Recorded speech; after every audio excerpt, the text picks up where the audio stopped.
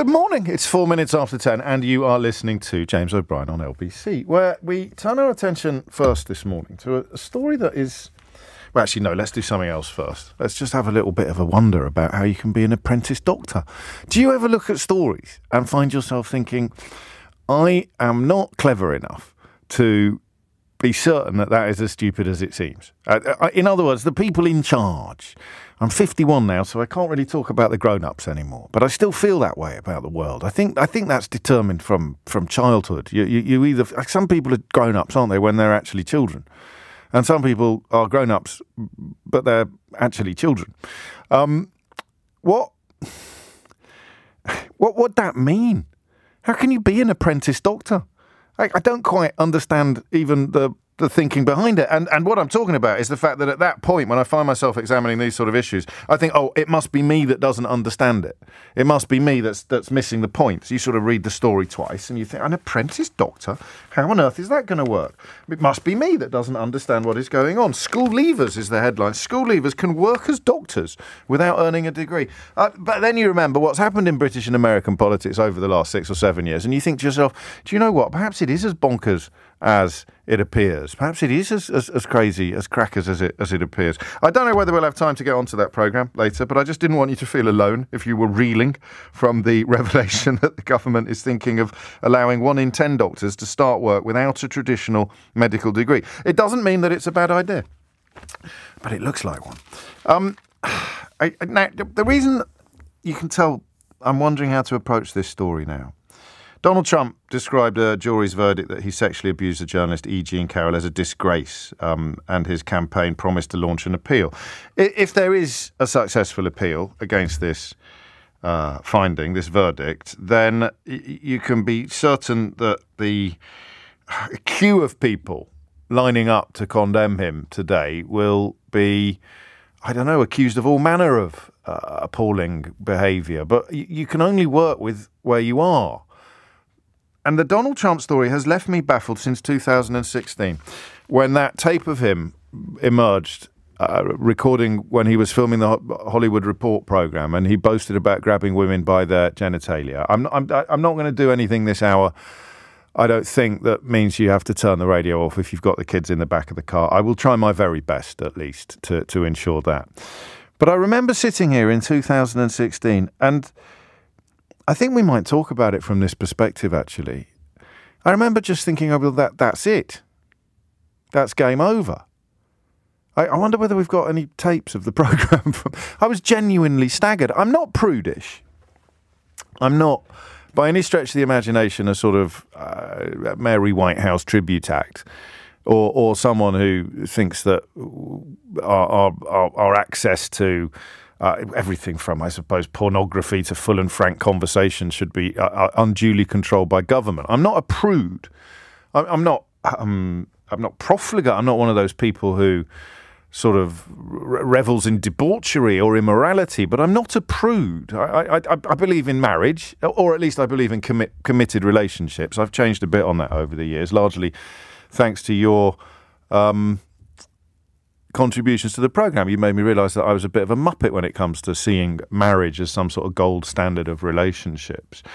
But I am quite moral, I think. I don't know whether it's because of my mum, my upbringing, or religion, the fact I was very much raised a Catholic, and although many of the monks with whom I came into contact later in life turned out to be deeply immoral human beings, the lessons you learn, the messages you receive, come through loud and clear. And I always thought that people who talked about this being a Christian country, or people who talked about Christian values, I can't believe how naive this must sound to you now. I always thought that was just a big part of who we were. You know, I always thought that was part of my country, actually. I know that the Church of England was only set up so that Henry VIII could marry his mistress, and I know that they then subsequently spent years chopping each other's heads off and burning them at the stake for being the wrong flavour of Christian, and I know that many wars and atrocities over the years, over the millennia, have been conducted on religious grounds. But my sort of late 20th century exposure to what you might describe as Judeo-Christian values or Judeo-Christian morality, I just thought it was baked into us as a society. And I other religions or other cultures, other ethnicities that came here had just as robust moral frameworks. So I did understand why it was a little bit ridiculous and inaccurate, in fact, to talk about Christian values in that context, as if a Hindu or a Jew or a Muslim couldn't be possessed of similarly moral views on the world, as in, I always come back to Bill and Ted at this point, just be excellent to each other, but also, lying and cheating. And then in 2016, in the sort of midst of the Brexit brouhaha, when I'd already felt some of my faith in my country being shaken by the promotion of really disgusting people into really prominent positions, I heard that tape of Donald Trump talking about his propensity for grabbing women by their genitals and his relish as he told the story and his absolute absence of apology. And although it was a secretly recorded tape, I remember thinking, well, that's it then for him. That's it for him. He's toast. There's no way. I don't know where I got this idea from, that America's evangelical Christian constituency actually did believe in at least some of the things that they said out loud. There's no earthly way Donald Trump can become president after boasting about grabbing women by their genitals on a regular basis. And I still don't understand why he could still become president after doing that. We now know, at least from this court case, that he was not just talk. I mean, if you read the detail, and I'm not going to share you the detail from the case because it is graphic, but it essentially reveals that his modus operandi was more than mere grabbing, shall we say. And it comes as a surprise, I think, to nobody to discover that he is grim, he is gross, he is monstrous, he's hideous. And yet he got away with it. He got away with boasting about it. And I still don't understand why. I had one weird insight, perhaps, into what was going on, but I still didn't fully understand what it taught me. And that involved the widower of the murdered MP, Joe Cox, being accused by former colleagues of inappropriate behaviour at work. And that, I think, the timings, well, they were, weren't they? It's 2016. It was the day that Farage unveiled that disgusting Breaking Point poster. And my inbox, which at the time was slightly overpopulated by kind of what would subsequently become known as gammony types, my inbox filled up with people saying that I was going to start sticking up for him or I was going to start defending him. And I remember thinking, what are they talking about? It happened before I came to work. It happened overnight on Twitter. And I was thinking, what are they talking? Why would I do that? Why would I come to work tomorrow morning and do? And I thought, because we've got similar views on immigration, is it? Or we've got similar views on racism. So because I've got similar views on racism to this person, I will not be criticising or condemning them for the things that they are accused of. And I don't get that. I presume that was what we call projection. So if you were persuaded by Donald Trump, if you were enamoured of Donald Trump, then he gave you something that meant you would forgive him anything. And 7 years later, I still don't know what it was. 0345 6060973 is the number that you need. What is it that he gives me? Because even today, I don't know if you've seen any clips, Jacob Rees-Mogg, who I think once described Donald Trump as potentially being our greatest ally. Jacob Rees-Mogg and Nigel Farage, they defend him still. Even after the verdict, even after the $5 million fine, even after the graphic detail of what he did to this woman in she is 79 years old. It happened in 1996. And what does he give them that prompts them to give him impunity? Not just people like Jacob Rees-Mogg or Nigel Farage. It's a dreadful woman called Andrea Jenkins who was briefly, I think she was the one that gave the finger to protesters outside Downing Street. She went through a period of trying to attract my attention on Twitter, and she'd have sort of hashtag MAGA or Go Trump and things like that on her profile. Now, that is, of course, before this verdict was handed down, but long after he had outed himself as a sex offender. I think Farage tried to call it locker room talk, and I thought, well, I've been in locker rooms. I've probably been. I mean, don't get me wrong, I'm no Gary Lineker, but I've probably been in more locker rooms than Nigel Farage over the years. I've never heard people talk like that. And on the occasions where I have had friends talking in misogynistic terms, I make it pretty clear I'm not putting up with that, and they no longer do it when you're around. The idea that it's normal or commonplace to march around boasting about being a sex offender is simply not true. And if it's true in your milieu, if it's true in your world, your circle, you need to change your circle because you're complicit then in that kind of behaviour.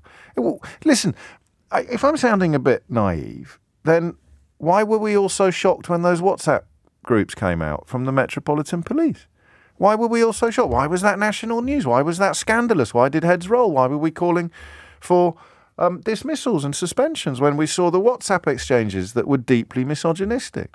Very much in the same space as boasting about being a sex offender. That kind of, even if, you see what I mean? Even if it was just, quotes, banter, end quotes, dreadful word that, we need a new one. Even if it was just grim, misogynistic language, we were still outraged by it. We were still disgusted by it. And of whom should we expect a higher moral code, a police officer or a president? That's not a rhetorical question, by the way. The answer is both. You would expect both to display that sort of thing. Let's do that then. And you can bring in whoever you want. You can bring in your favourite UK Trump cheerleaders if you want, because I don't know how they lie straight in bed. Not after this, but after those comments in 2016. I sat here. I mean, also, and this might be a bit self-indulgent, what did I get wrong? What did I not understand? What do I still not understand? So the question of what Trump gives them, or possibly you, I don't know if you're going to ring me. I do always remember the guy who rang in.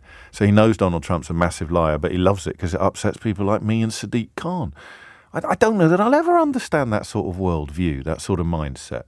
Sadiq Khan in Maryland and with us tomorrow, actually, for Speaks to Sadiq. So do tune in early at 10 o'clock. Get your question on the board. So that question of what he gives you in return for you giving him a free pass on being a self-confessed sex offender. And now, of course, I don't know if convicted is the right word for a civil case. That's what I meant at the outset by not fully understanding the ins and outs of American law. But I mean, there is a verdict in place. He is guilty. That other bit as well, he doubled down on it lately. I think this actually may have ended up being quite a serious platform of the prosecution's case, where he said over the last million years, it is normal. We should get hold of that tape. It is mind-boggling, right? That's where I am at the moment, 17 after 10. I'm going to keep mentioning to you. I'll try and not mention it every 10 minutes.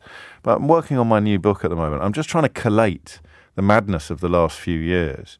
And even as someone who does this for a living, as someone who sits here every day detailing it, I'm now spending most evenings and every weekend just going, how the hell did we let that happen?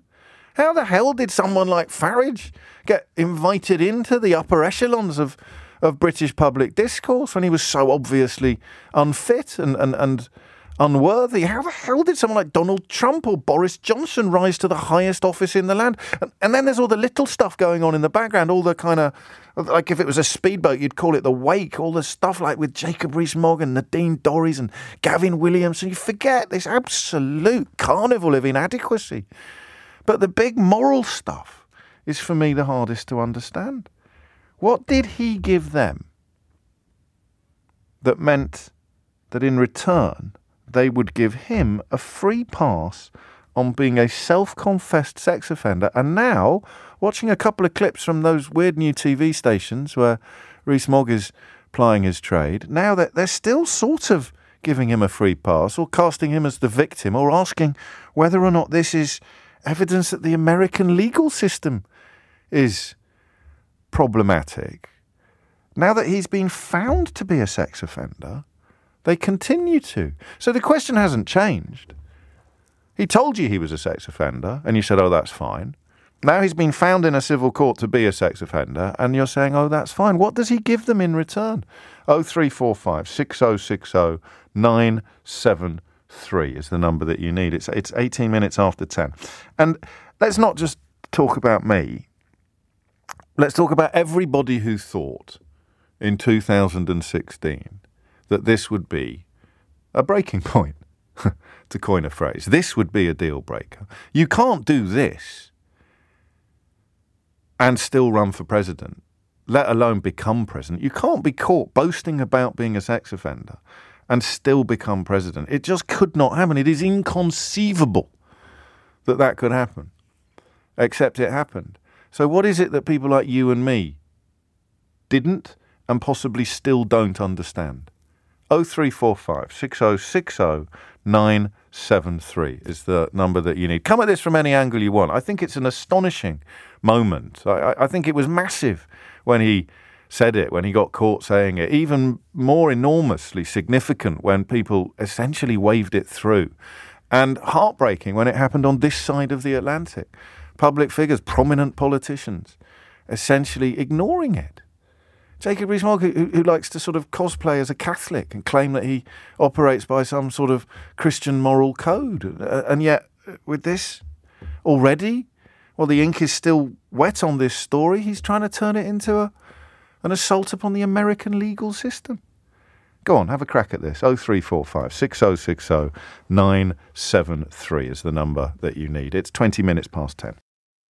It is 23 minutes after 10 is the time. It's funny, I got a text here. Get Frank Luntz on, the American pollster. He's lecturing in the UK on the subject at the moment. He'll explain it. I actually heard Frank Luntz talking about this earlier today, and he sounded a little like I feel. I mean, he sounded emotionally affected by what Donald Trump's entire political career had told him about the country that he lives in. He's American. Because I didn't know I lived in that country. And I didn't realise I lived in a country where senior politicians and pundits could essentially wave through a self-confessed sex offender. Now a sex offender as adjudged by a civil court in New York. Why? 24 after 10. Charlotte is in Doncaster to kick things off. Charlotte, what would you like to say? Hi. In 2016, when he came out with the Hollywood when the video, tape came out. The tape came out. Basically, he at that point started to have Murdoch backing him.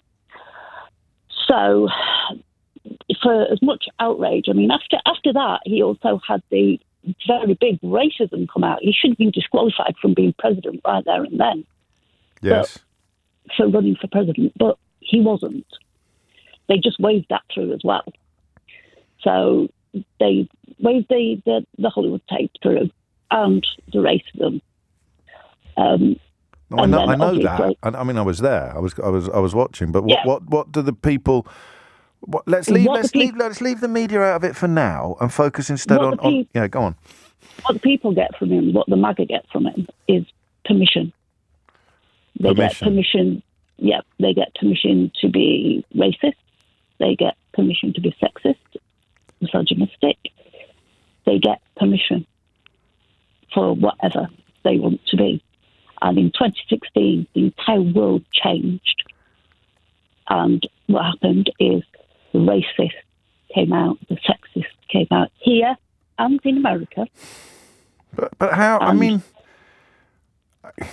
it's not like people became any of those things overnight, and it's not as if it had been impossible to pursue those views. Certainly not in this country. In 2016, we were mainstreaming all sorts of disgusting attitudes towards refugees, in particular, immigration in general. We didn't have the sexism necessarily, and in many ways we still don't. But people didn't need permission to be racist during the Brexit debate. So why did people here lap it up so much? If you remember, Charlottesville happened. Yes. And he said there were very fine people on both sides. Yes. And what that does is it gives people that permission to come out from the shadows. And that's what he does. He says it and people think, yes, he just says it as it is. And we love that. But now you have to tell me. Now you're telling me that there are millions of people who, I mean, either genuinely believe that this isn't true, that it's some sort of a witch hunt, or are desperate to persuade themselves that they don't think it's true, that it's some sort of witch hunt, or who don't have a problem with men sexually assaulting women. And it's that final category that's so fascinating. How do we tell? I mean, what about Jacob Rees-Mogg talking about it as being a reason to criticise the American legal system? These people aren't comfortable with the idea of men sexually assaulting women. I refuse to believe that. Jacob Rees-Mogg, no, I don't think he is. However, he's just a political opportunist. And if he thinks that supporting Trump in any way will get him something, then he'll say it. I mean, he had Carrie Lake on. I mean, that woman is just...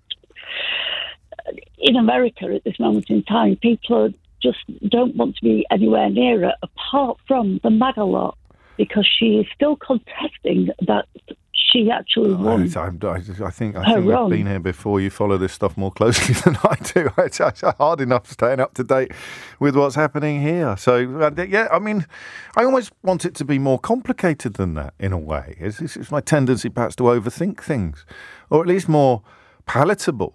Something as simple as saying, now, if you offer them permission to be absolutely disgusting, they'll bite your arm off, especially the people who spend their lives pretending to be Christians. Let's maybe focus on that element of it. Who's going to be most keen to accept an invitation to be disgusting? Oh, the ones who constantly going on about being Christians. How does that work? 0345 6060 973. And it's still not clear, I probably never will be, on precisely what people like you and me, who just thought that this specific incident, boasting about being a sex offender, that would be the end of his presidential campaign. What don't we get? 0345 6060 973. Matthew's in Camberwell. Matthew, what would you like to say? Hi there. I think I can offer you something a bit more palatable and slightly more complex. Go on. So I think guys like Trump and Farage, right? They're not best thought of as politicians. They're not chosen on merit. What they are is cult leaders. So the people who are loyal to them are kind of rabidly loyal to them in an irrational way, in the same way you'd be loyal to a religion or a king. Now, there's an initial element, like Trump will have initially gained support by posing as a billionaire and Americans worship wealth. Yeah. Or maybe on an emotive single-issue topic. For Farage, obviously Brexit. For Trump, maybe the money, maybe pro-life, maybe just hating Obama, which a lot of people did because, America. But once they've nailed their colours to the mast of one of these guys, it's not about merit anymore. It's not about what do they get. It's not about can you justify the E. Jean Carroll thing. They'll just say what they have to say. A bit like when you say if you ask someone, why does God let bad things happen to good people? Oh, mysterious ways. Once you've drunk the Kool-Aid and gone into someone's cult, there's no limit to the mental gymnastics. But what am I getting in return? What am I getting in return? Simply... Because in a cult, it would be eternal life, or we will survive when the world ends, or, the transaction is usually pretty clear. What do I get for joining that cult?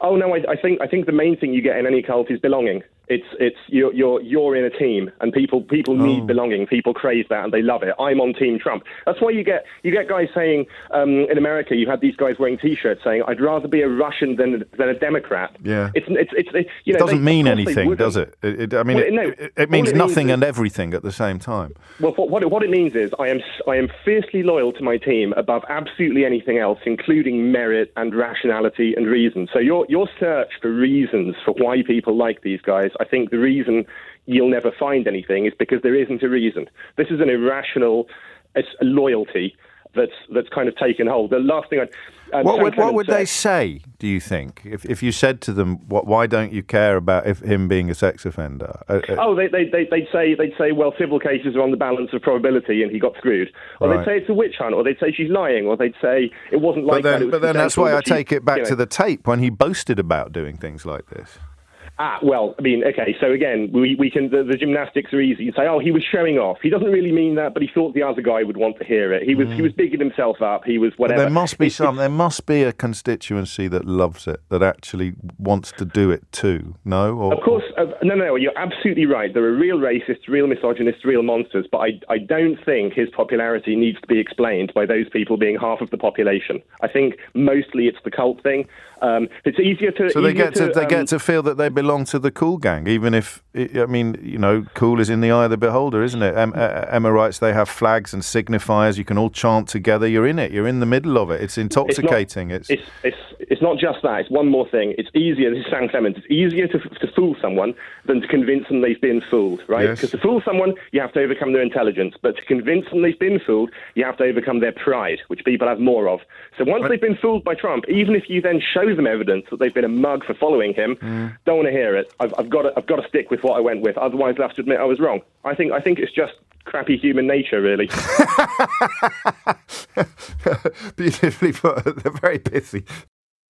10:36 is the time. It is a strange thing. It's because it's not just the free pass given to Trump as his so-called locker room talk. It becomes locker room action, if you like, or dressing room action, and he's found to have sexually abused a woman in a New York department store in 1996. It's the way that nothing changed, I think, that looking back confuses me most. I remember sitting here and we must have played the tape out, mustn't we? I remember sitting here and thinking, well, surely that's it. I know that he'd said that thing about Fifth Avenue, how he could shoot someone and not lose a single vote. I mean, he's clearly a sort of diabolical genius, isn't he, in his understanding of what Matthew just described. The word I don't think I should repeat, just to stay on the right side of Ofcom, but human nature, rotten human nature. He must understand that like Lionel Messi understands football. It must just be inherent. It must be, I don't want to call it a gift, but to get that while the rest of us sit here feeling disgusted and supremely confused.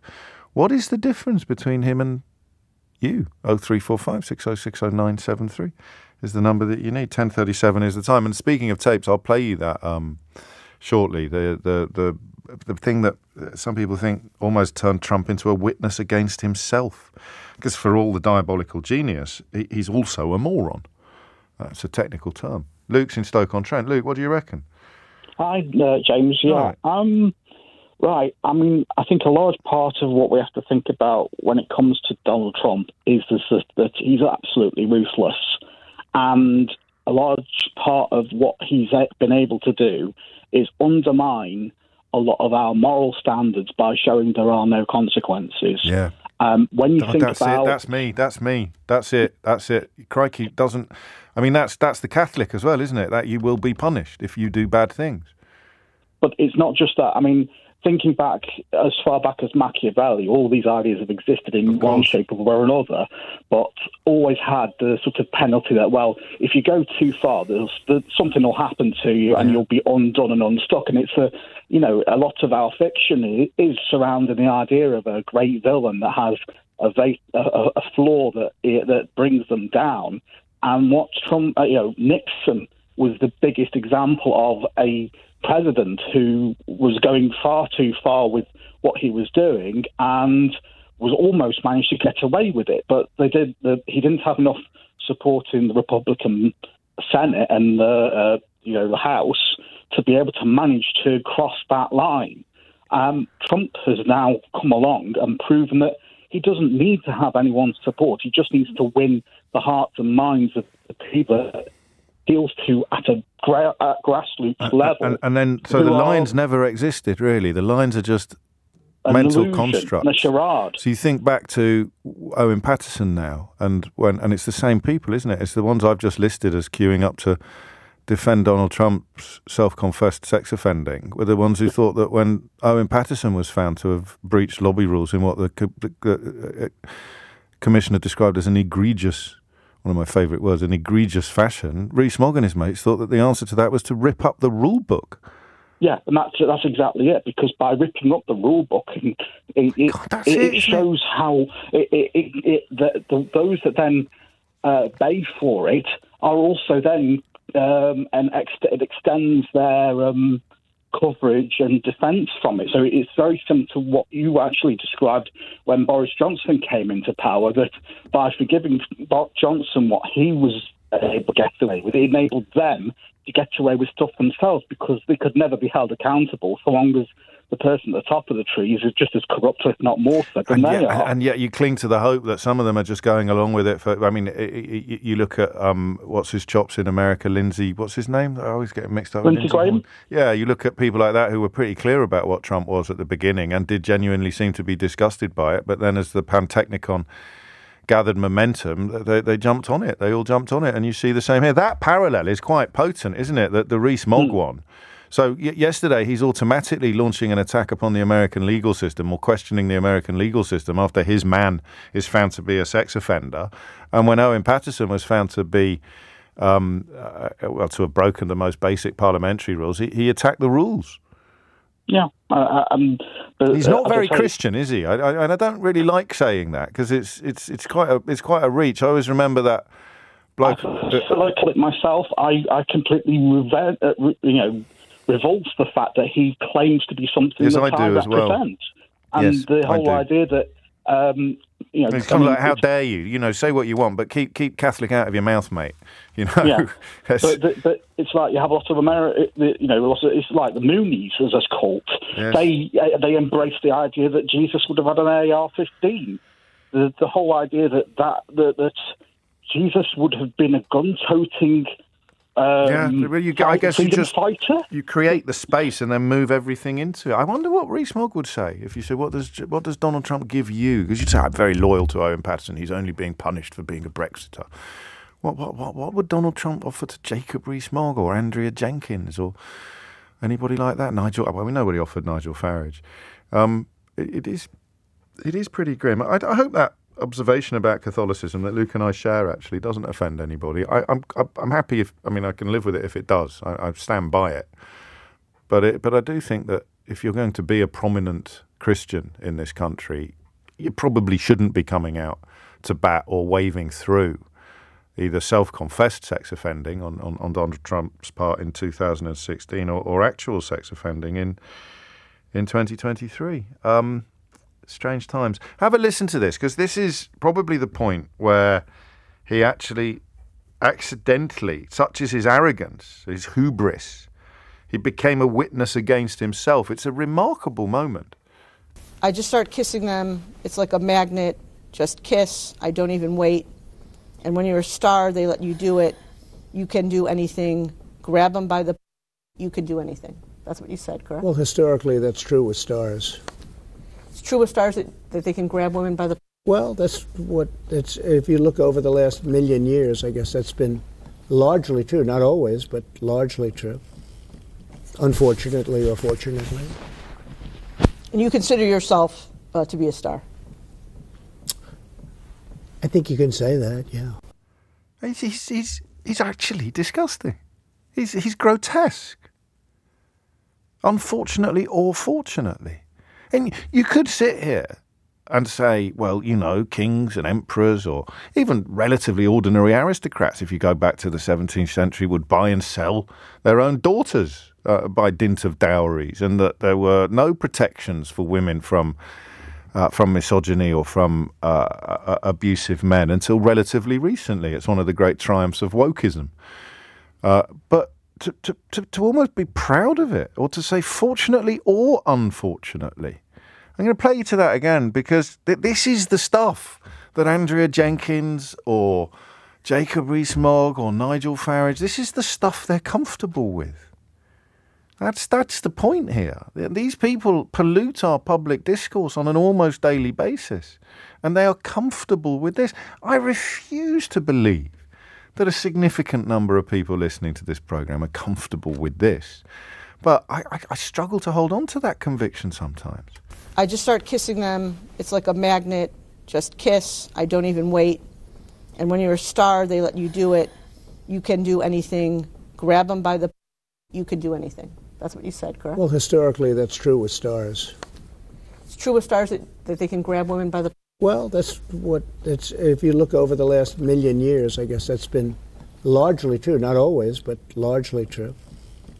Unfortunately or fortunately. And you consider yourself to be a star? I think you can say that, yeah. It's 10:45. I don't know whether naive is the word to describe those of us who sit there listening to this and still, after all these years, after he's been in and out of the White House, still don't understand how anybody could have excused him, let alone cheered him to the rafters. It is, for me, I think, incomprehensible. 10:45 is the time. 10:49 is the time. You're listening to James O'Brien on LBC. If you want to ask Sadiq Khan a question tomorrow, he will be talking about things other than ULEZ. Then go to the LBC page and scroll down to Speak to Sadiq. Click on that and you will be offered an opportunity to get your question on the programme. And the better they are, the less I have to do. I'm all for it. Mystery Hour tomorrow as well. So I'll be putting my feet up for at least half of the programme. I'll read this in full. I'm unconvinced by the discussion about Trump, writes one of my correspondents with a background in the diplomatic corps. Many well-educated, successful, generally rational and decent people voted for Trump. If you ask them in private why, their answers are calm and reasoned. They amount to, first, all our leaders are deeply flawed, so we have to choose as best we can from a bad lot. Second, Trump was right on key issues essential to the USA's security and prosperity, such as China and barely controlled immigration. Yes, they say, Trump is in many respects disgusting, but given the choice available, we need him. For the avoidance of doubt, I strongly disagree with these people, and some of them, among those I know anyway, have changed their minds.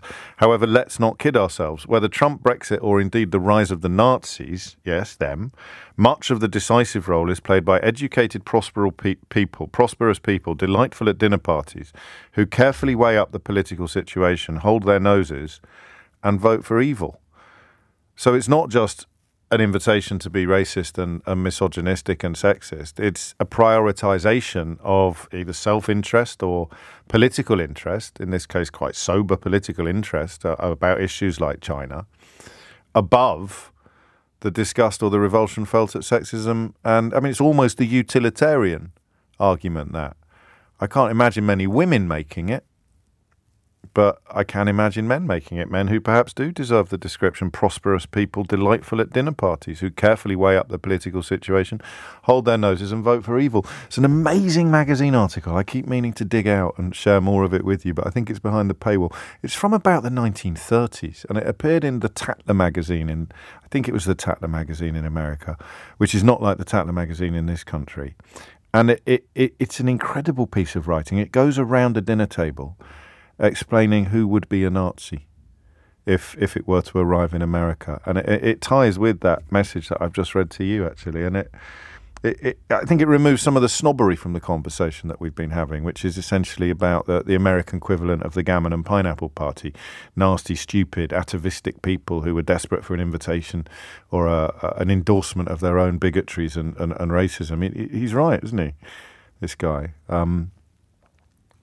Andrew is right, I think, that we forget that. And of course, that's where Jacob Rees-Mogg comes into it, which is why I slightly reject the notion that the conversation hasn't touched on these issues. I don't know whether Jacob Rees-Mogg is delightful at dinner parties. It seems unlikely, but he's certainly prosperous. And from the top end of the socio-economic ladder.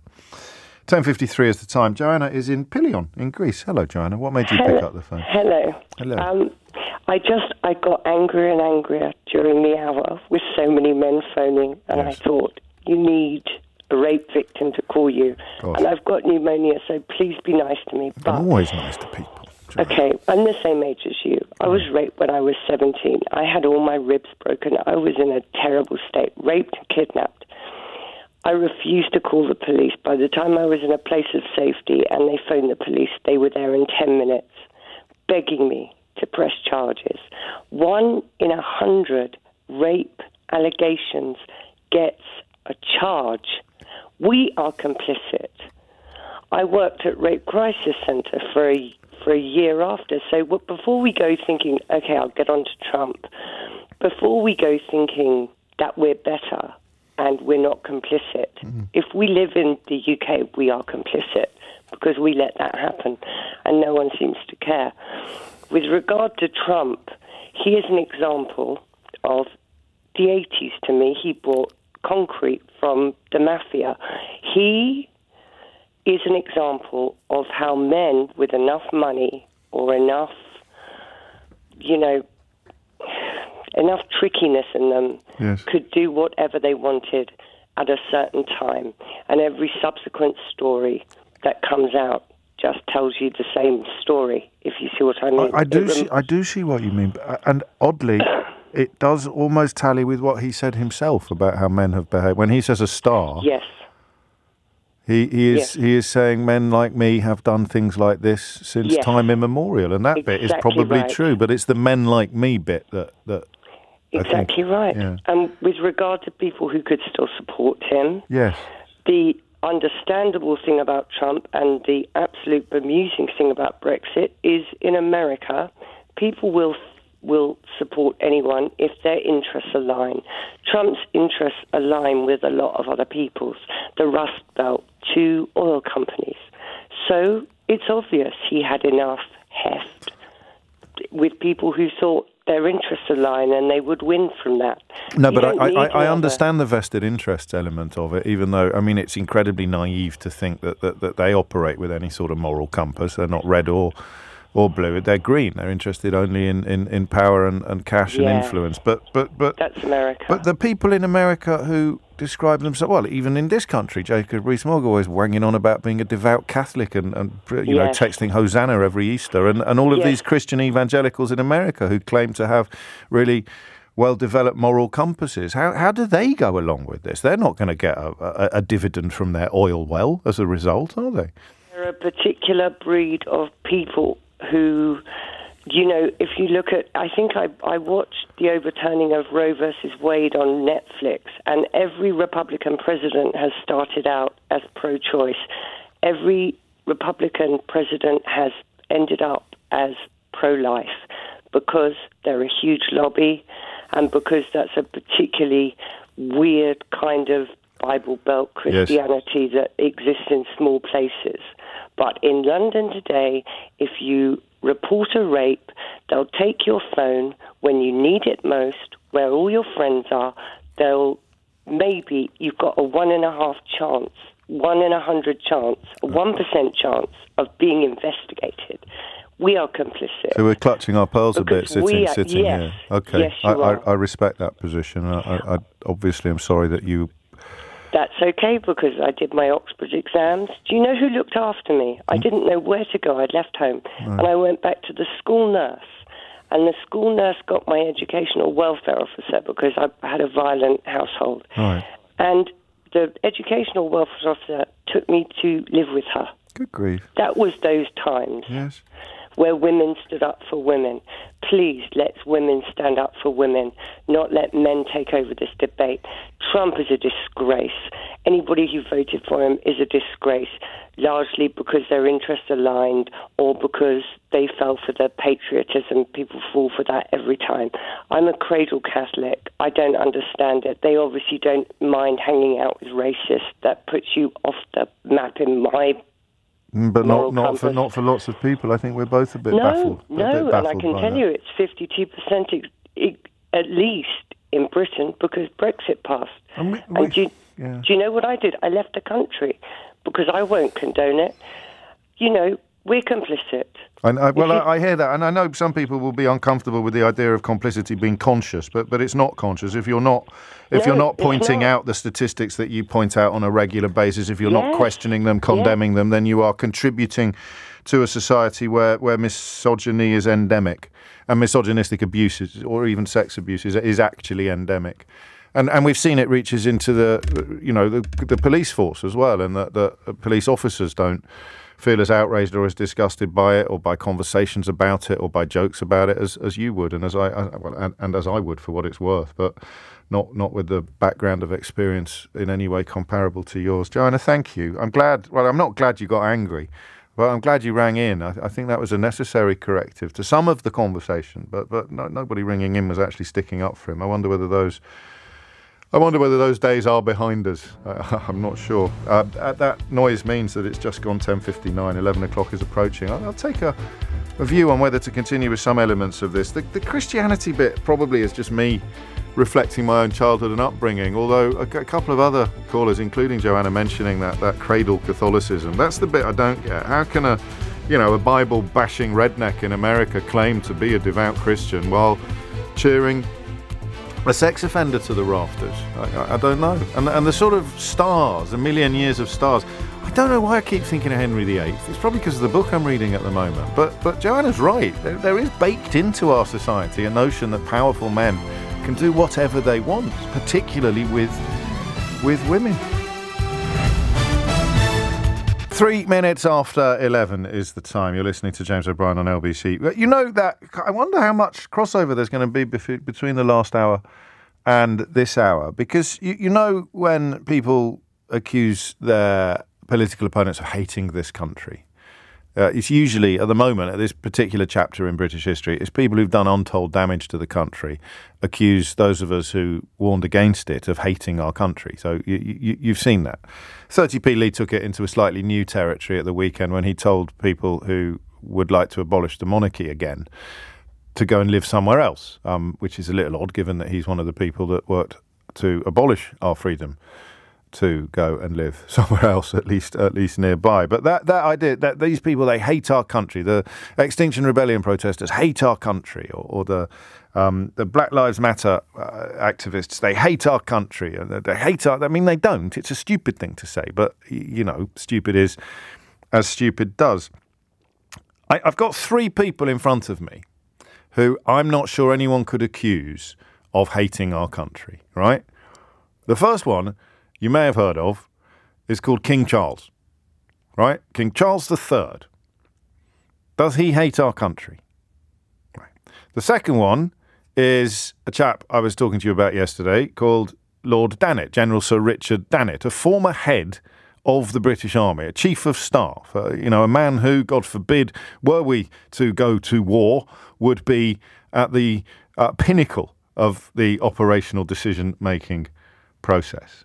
So does he hate our country? The former head of the British Army sits now in the House of Lords as a crossbench peer, and among many other duties sits on the all-party parliamentary group on war crimes, which means that he has, and there's a clue here about what's coming next, he has visited Rwanda and has views. And the third person in my triangle of country haters is the Archbishop of Canterbury, Justin Welby. He's not the head of the Church of England, actually, which I sometimes make the mistake of describing him as. I think the head of the Church of England is the first fellow I mentioned, in fact, King Charles.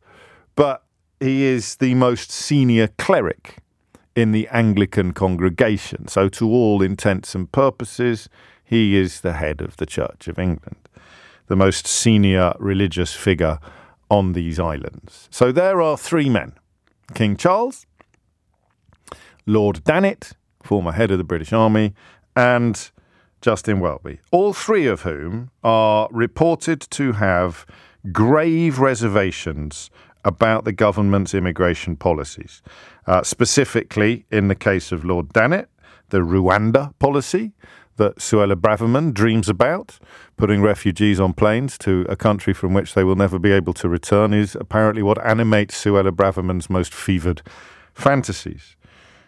King Charles, we are told, described the policy as appalling and somehow upset Boris Johnson by doing so. And then Lord Dannatt, having visited Rwanda, described the policy of sending people there as... hang on, have I missed anyone out?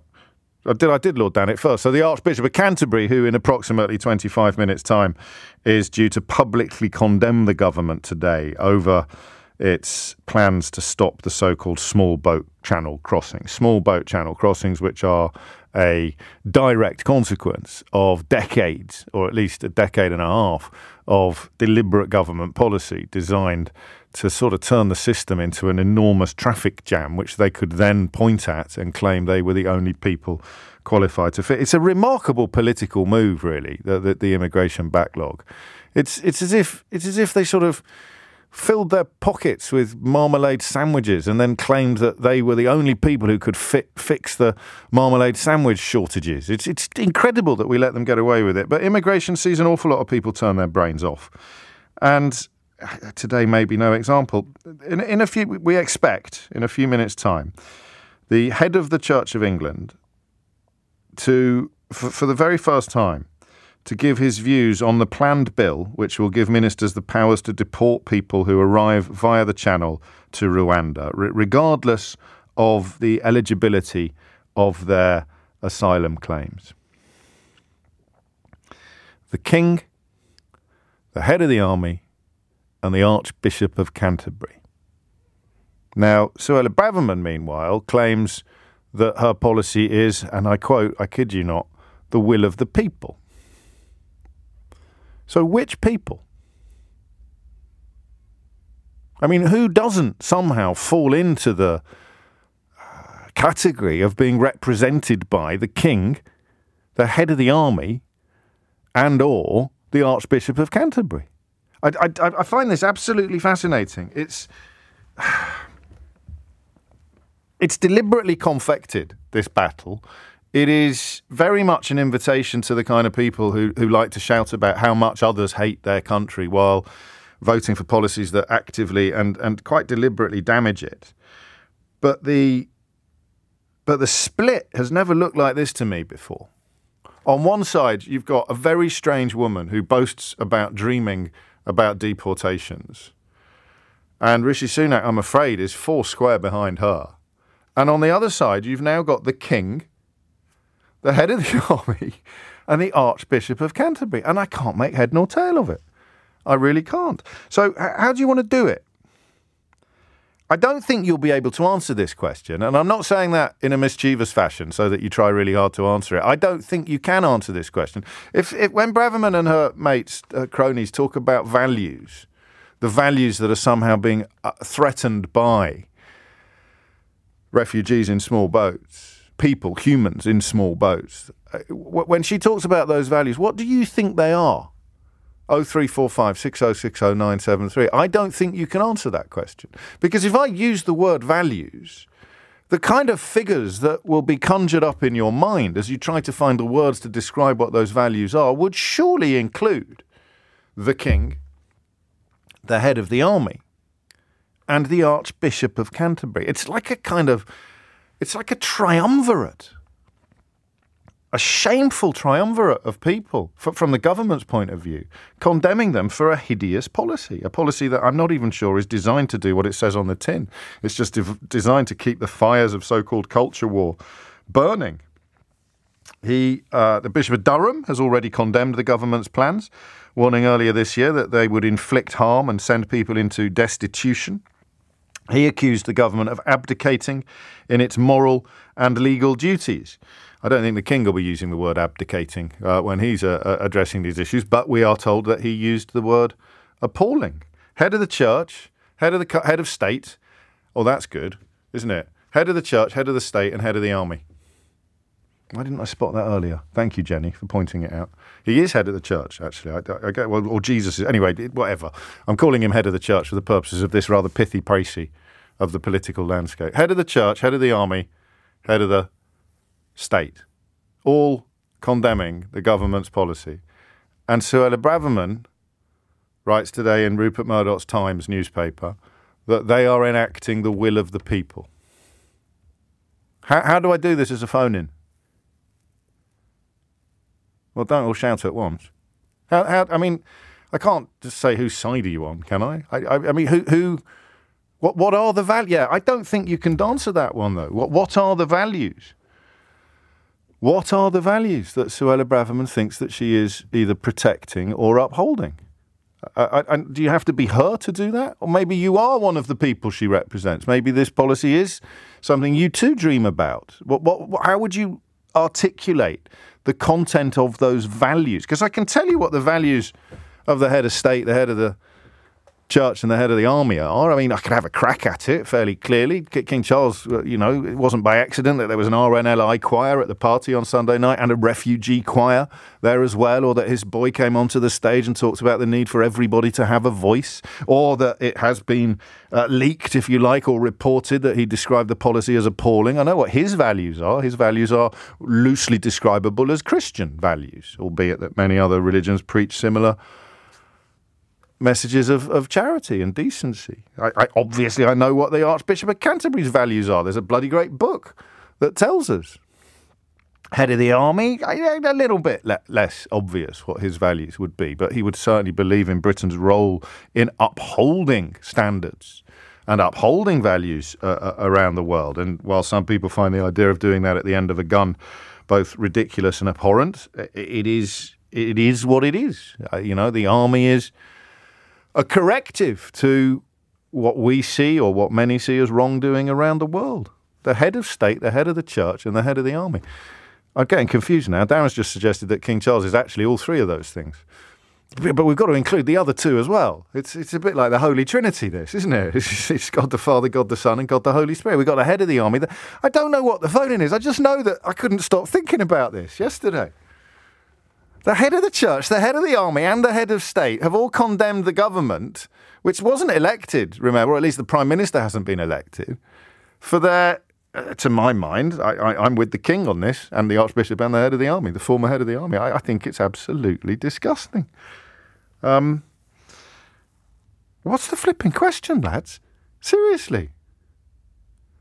I mean, you can't do the really stupid one, which is, should bishops be getting involved in things like this? What the hell are bishops for, if not to provide some sort of moral guidance to the country, whether you believe in God or not? That's why we have bishops. They are supposed to speak out against injustice and against appalling policies like Suella Braverman's Rwanda policy. But you've got the head of the state, the head of the army, who fights for king and country. This is getting more confusing all the time. The king, the country, and the church. And the head of the army. 14 minutes after 11 is the time. And Suella Braverman on the other side of this divide, claiming that what she wants to do is the will of the people. How would we even know what the will of the people was?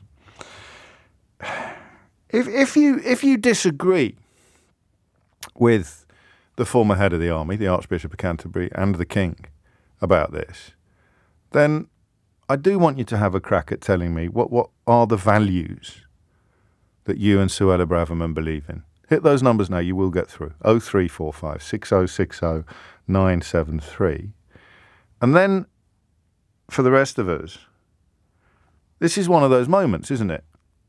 We talked about Donald Trump's Access Hollywood tape from 2016 being a point at which we thought all decent people would come to their senses. This is another one of those moments. The calibre of that combination of people, of humans, of people who have, all right, maybe not so much in King Charles's case, who have risen through the ranks through effort and energy to be the very top of their individual trees. When you've got, that's it, isn't it? That's the moment. You've got the King, you've got the former head of the army, and you've got the head of the Church of England, all condemning as appalling a policy that Suella Braverman is running around the country cheering to the rafters. This is one of those moments where something breaks in a country. Something gets lost. Something disappears. Something valuable, something precious, something very decent disappears. At least I think it is. 16 minutes after 11 is the time. The number you need is 0345 6060 973. Debate in the House of Lords later today is expected to see a phalanx of bishops queuing up to add their voices against the government in the debate. They will be, by all reports, on the same side of history as King Charles and on the same side of this particular policy as Lord Dannatt, who will be there as well, of course, the former head of the British Army. What does it mean? That's the question I got for you. I know it's a tricky one.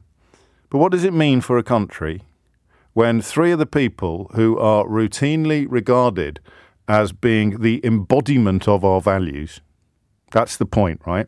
They are routinely regarded as the embodiment of our values. Values is a vague term, but people are not. The Church of England, the monarchy, the army. the king, the Archbishop, the head of the army. What does it mean for a country when three people who are historically regarded as the embodiment of British values are told by a government that they are essentially enemies of the people? That's what's happening today. I knew we'd get there in the end. That's what's happening today. And Suella Braverman talks about this being the will of the people, and yet these people, these three people, these living, breathing embodiments of what we consider to be our values, for good or for ill. I'm no monarchist, not a massive fan of the army, and I'm not an Anglican either. That's quite a hat trick, isn't it? But I am British. And these three people, these three roles, are regarded as the embodiment of our values. Suella Braverman, by claiming to be doing the will of the people while they consider the policy to be gross, is effectively calling the king and the Archbishop of Canterbury and the former head of the British Army enemies of the people. And that's scary, isn't it? 0345 6060 973. 21 minutes after 11 is the time. It's a work in progress this hour. I mean, really, I just want to sit here and keep repeating. Well, I did, didn't I, for 20 minutes? I just want to keep repeating this remarkable junction that we've arrived at as a population without properly realising. You have, I mean, how long ago would it have been that you could have said, well, the King, the head of the army and the Archbishop of Canterbury all think it, but the Conservative government doesn't? It's incredible, right? What does it mean? 0345 6060 973. And crucially, I think, how did it happen? What's happened here? That you have the King, the former head of the army and the Archbishop of Canterbury all queuing up to condemn a Conservative policy on human beings. 0345 6060 973 is the number. You know, Stuart's in Kuala Lumpur in Malaysia. I presume you keep an eye on events back home, Stuart. What would you like to say? Hello. Yeah, I definitely do. I think the King, Dana, and the Archbishop of Canterbury, I think they're the ones that are defending the morals of this country. Ever since the B word happened, we haven't really got sort of those checks and balances of free movement and stuff. I think we really, really need people like the King, the Archbishop, and Dana to really be protecting these rights and these values that our country has had for so many years of being able to bring people in, to help people, to assist people. And I find it so sad that what's happened? Government... What's happened? I don't know whether you get a slightly different perspective being overseas, but the two moments I would hold up are not actually the bill being in the House of Lords today. It's the three men we've described repeatedly as being disgusted by it or opposed to it. And then it's that Suella Braverman comment at the meeting at the Conservative conference last year when she talked about dreaming about deporting people to Rwanda, a country where 12 Congolese refugees were shot dead not long ago for protesting about their food rations. She didn't know about that. She was told about it, and she said it hadn't changed her view at all on how safe Rwanda was. So this is madness. We're in a really, really weird space. How has it happened? How have we kept pushing and pushing and pushing until you've got a Home Secretary and a Prime Minister on one side and the King, the Archbishop of Canterbury and a head of the army on the other side, essentially arguing over who represents British values or the British people? I mean, the reason why I left the UK was mainly because of Brexit. And I think Brexit has played a very big role in doing this. I think it's almost changed the psyche of the Conservative government. I think pre-Brexit they seemed a little bit more caring, but I think now that they've got the people like Johnson in there and Braverman in there, who seem to be supporting this idea of Britain being on its own. It doesn't want jolly foreigner coming over here. Well, except the numbers are higher. The numbers are higher than they've ever been. But I think you're right on the psychology of it. I wonder. I mean, you can leave Brexit out of it, which is not something I often say, except for the bit where telling lies about foreigners proved to be incredibly powerful politically. And Nigel Farage's entire life is essentially built upon telling lies about foreigners. And immigration itself is now higher than it was before the pandemic or before Brexit. These numbers I don't fully understand. We're going to do a show on it soon. And so they can't really tell lies about immigration in general. So they have this tiny proportion of the overall immigration number coming in a very visual, visceral, graphic way. So they can tell lies about them undermining British values or being criminals or coming here with ill intent. Some will be, but not the massive, massive majority. And that is the point at which Charles Dannet, Archbishop, stand up and say, no, enough. But what are the values that she represents? I genuinely don't think anyone can answer that question. Peter is in Gillingham. Peter, what would you like to say? Oh, hello, James. I've got nothing funny to say about this today. I did phone you about Sunak last week, but this isn't funny, is it? Go on. Oh, it certainly isn't. I mean, no, it just isn't. I'm going to answer through the medium of my brother-in-law, who lives in Tunbridge. I thought for a minute he was no longer with us and you were going to conduct a séance live on the radio, which is in direct contravention of Ofcom regulations, Peter. Well, there we go. He says things, and I quote, yes, that they're coming over here to impose Sharia law in Tunbridge High Street. Yes. He means the kebab shops, actually, which he doesn't like. But coming to your point, what values does this come from? He is what I call a self-servative. He's very, look after oneself, don't worry about the rest of the world, because they'll sort it out for themselves. So he's very much just, look after your own family. Yeah, but I bet if you'd asked him a few years ago, what's your view on the king? What's your view on the monarchy? What would he say? Oh, well, he still supports the king. He'll manage to delete that and the Archbishop out of. But how do they do that? Because he's a bit Islamophobic, so presumably the Archbishop of Canterbury is his guy. He doesn't know that these people are all faith. And then the head of the army says Rwanda's a horrible place to send these people to. What would he say in response to that? Paradoxically, he worked for the RAF. It goes with the territory. Doesn't answer my question. No, what he would say, if he knew, that they just say that because they're on the media. That's really interesting that he doesn't know. I wonder how big a deal that is. So, talking about Dannet's comments and comparing it to the coverage of Gary Lineker's is just comical, actually. I know you said there was nothing funny about this, but the idea that the presenter of Match of the Day can make a comment about the government's immigration policy and be on front pages for weeks and essentially bring one of the great flagships of British television to its knees because none of his colleagues are prepared to turn up for work if he's not allowed to. And then the former head of the British Army, who sits on the War Crimes All-Party Parliamentary Group, can also condemn the same policy in different language, admittedly. And it won't be reaching people like your brother-in-law, will it? I know facts are inconvenient, but only 9% of people think immigration's an issue from UK and a change in Europe. This has been weaponised by Suella Braverman, much in the same way as nobody cared about the European Union in 2014. Yeah, I know. It was manufactured. To sell a few papers, and I don't think anyone saw beyond that. Thank you, Peter. The number you need is 0845 60. No, what is it? 0345 60 973. The question is what? I mean, I can't keep saying what's going on, but when you've got these three people, this triple embodiment of what I would call British values, I'm never quite sure what people mean by that.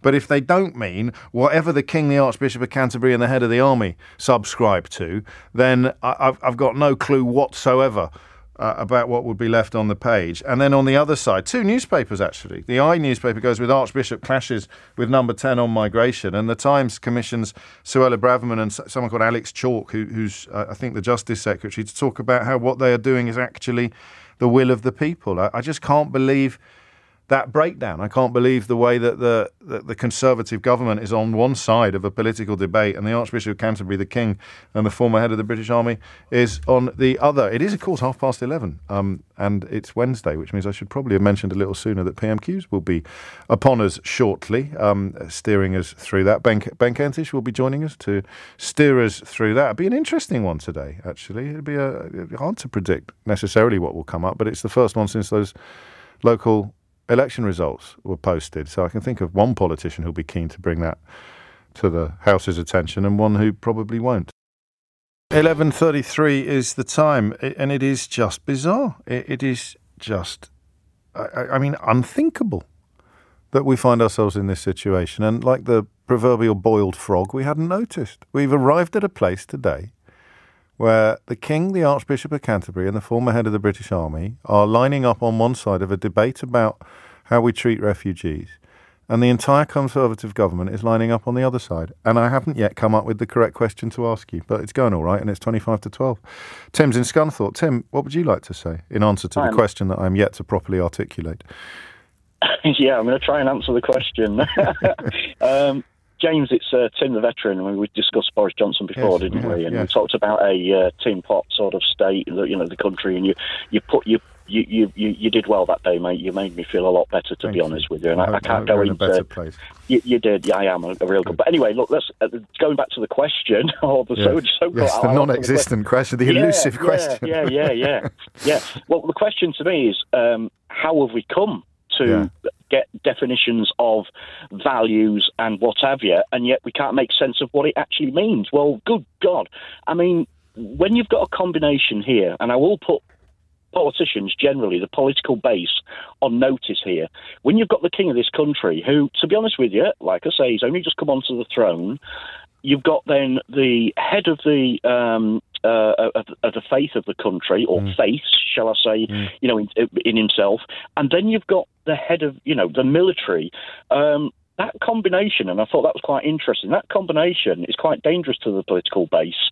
I'm not suggesting in any way you're going to have a revolution or what have you, but I think the influence of the king and what this actually is doing is actually embarrassing politicians. And the definitions that they're coming up with, when they come up with things like values, they don't really mean values. You know what they mean.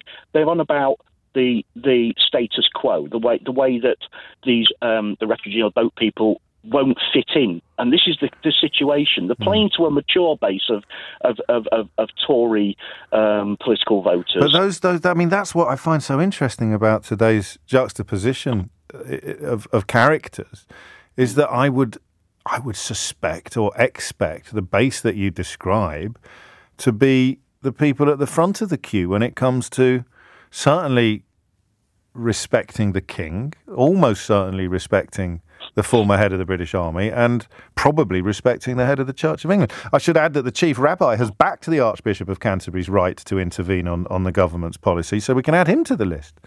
And I do think, James, that the king is going to be exercising. It's different. It's a nuance, but I do believe that. He's not going to stand by and do nothing when things he thinks are awful happen to the country of which he is the head of state, for good or for ill. Can I say something about the younger? Yes. Sorry, I do apologise. Can I say something about the younger folks? The child base, so to speak, or the younger generation. There's an understanding or a present sort of or some kind of poll that the majority of the under sort of 18s, under 20s don't care about the royalty. Well, I don't think that's right. And the thing is, if you ask a child, if I was to ask my daughter and my granddaughter what they mean by our values and what we represent, they've got answers. They know what the good is. They know what the situation is. They'll tell you the truth. They'll tell you about a democracy. They'll tell you about... And even my daughter looks at the politicians and she says, Dad, I don't want anything to do with it. There's no interest in it because I don't understand them. I don't know what they represent.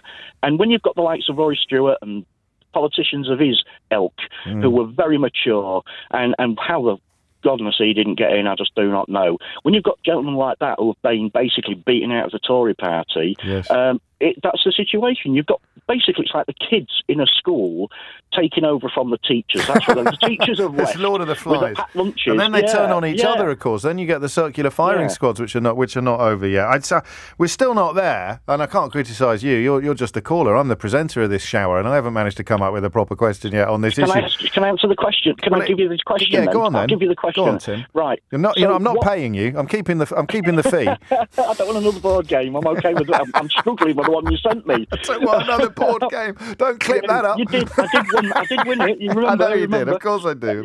Yeah, and you said I can call you mate from now on, so that's call you James. So I'll call you mate. I think the question would be, in this climate, with the base of politicians that we've got, what does Braverman actually mean by values? Ask her the question. Why are we having to answer the question? Ask her what she means, because she hasn't defined it. No, well, I'd love to get the opportunity to do that, and I urge anybody in my profession who is allowed anywhere near the Home Secretary to ask her precisely that question, just as Kay Burley has managed in recent weeks to start asking them how desperate people, and if you want to use the word genuine, you can use the word genuine refugees can get here, if not via small boats, and crucially, whether or not, if they are illegal people, which is how Braverman seeks to portray them, why don't you arrest them the minute they arrive in Dover? Because the answer is they haven't committed any crime under domestic or international law at this point. 11:39 is the time, and I say at this point for a reason. The debate is unfolding as we speak in the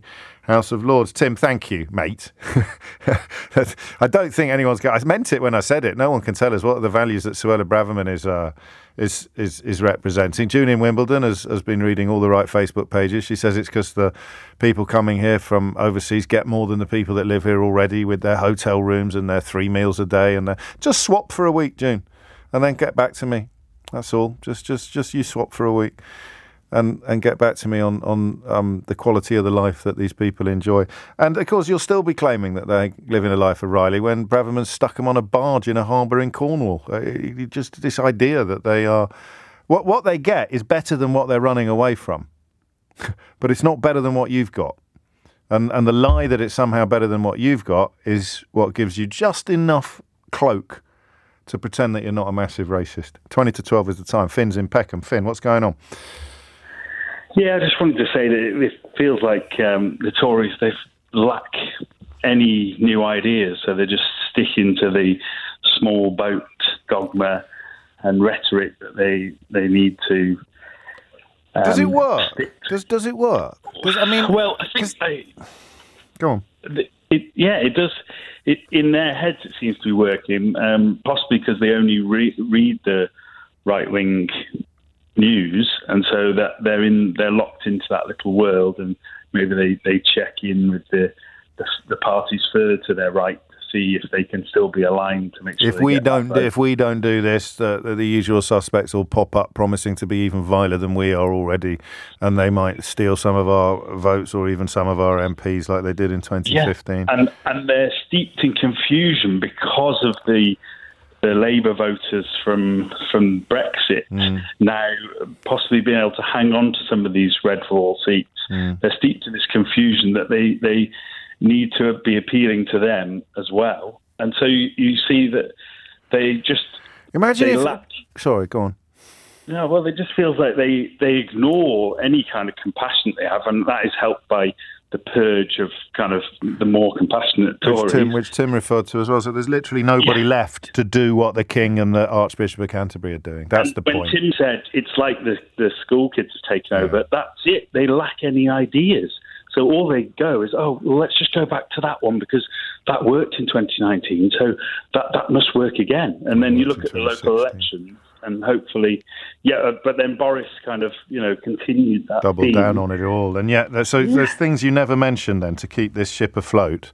And that would be the overall immigration numbers, which are rocketing for reasons I don't fully understand because we've still got massive labour shortages.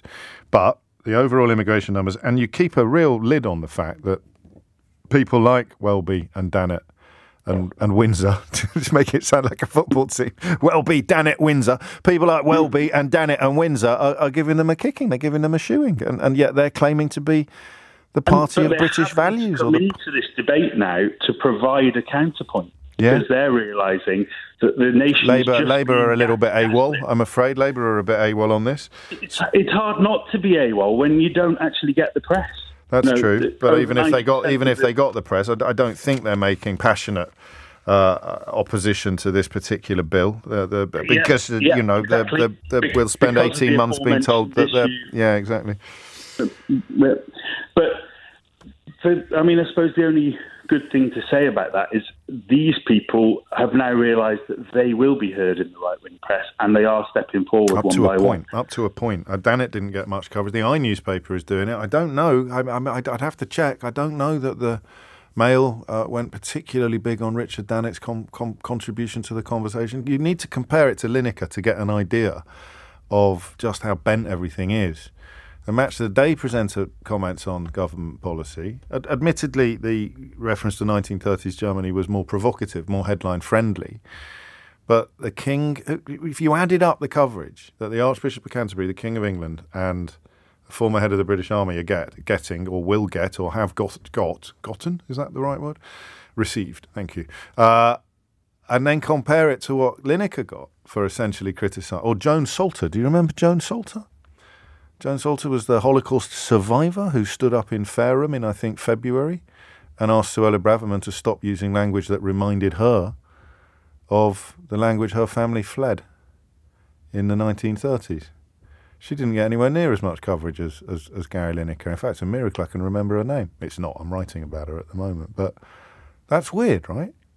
So, a Holocaust survivor, a king, a chief rabbi. Sounds like the beginning of a joke, this, doesn't it? God knows what the punchline will be. I know what the punchline is.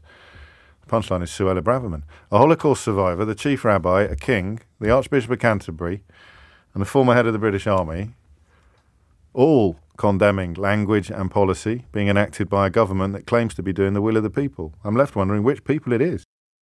11:49 is the time. PMQs is on the way. An interesting bit of, what would you call it, analysis, I suppose, here from a refugee campaigner called Daniel Sohedge, who points out that actually there's a fairly big lie in the Braverman article in the Times today, where she talks about it was a government manifesto commitment in 2019 with a pledge to take back control of our borders.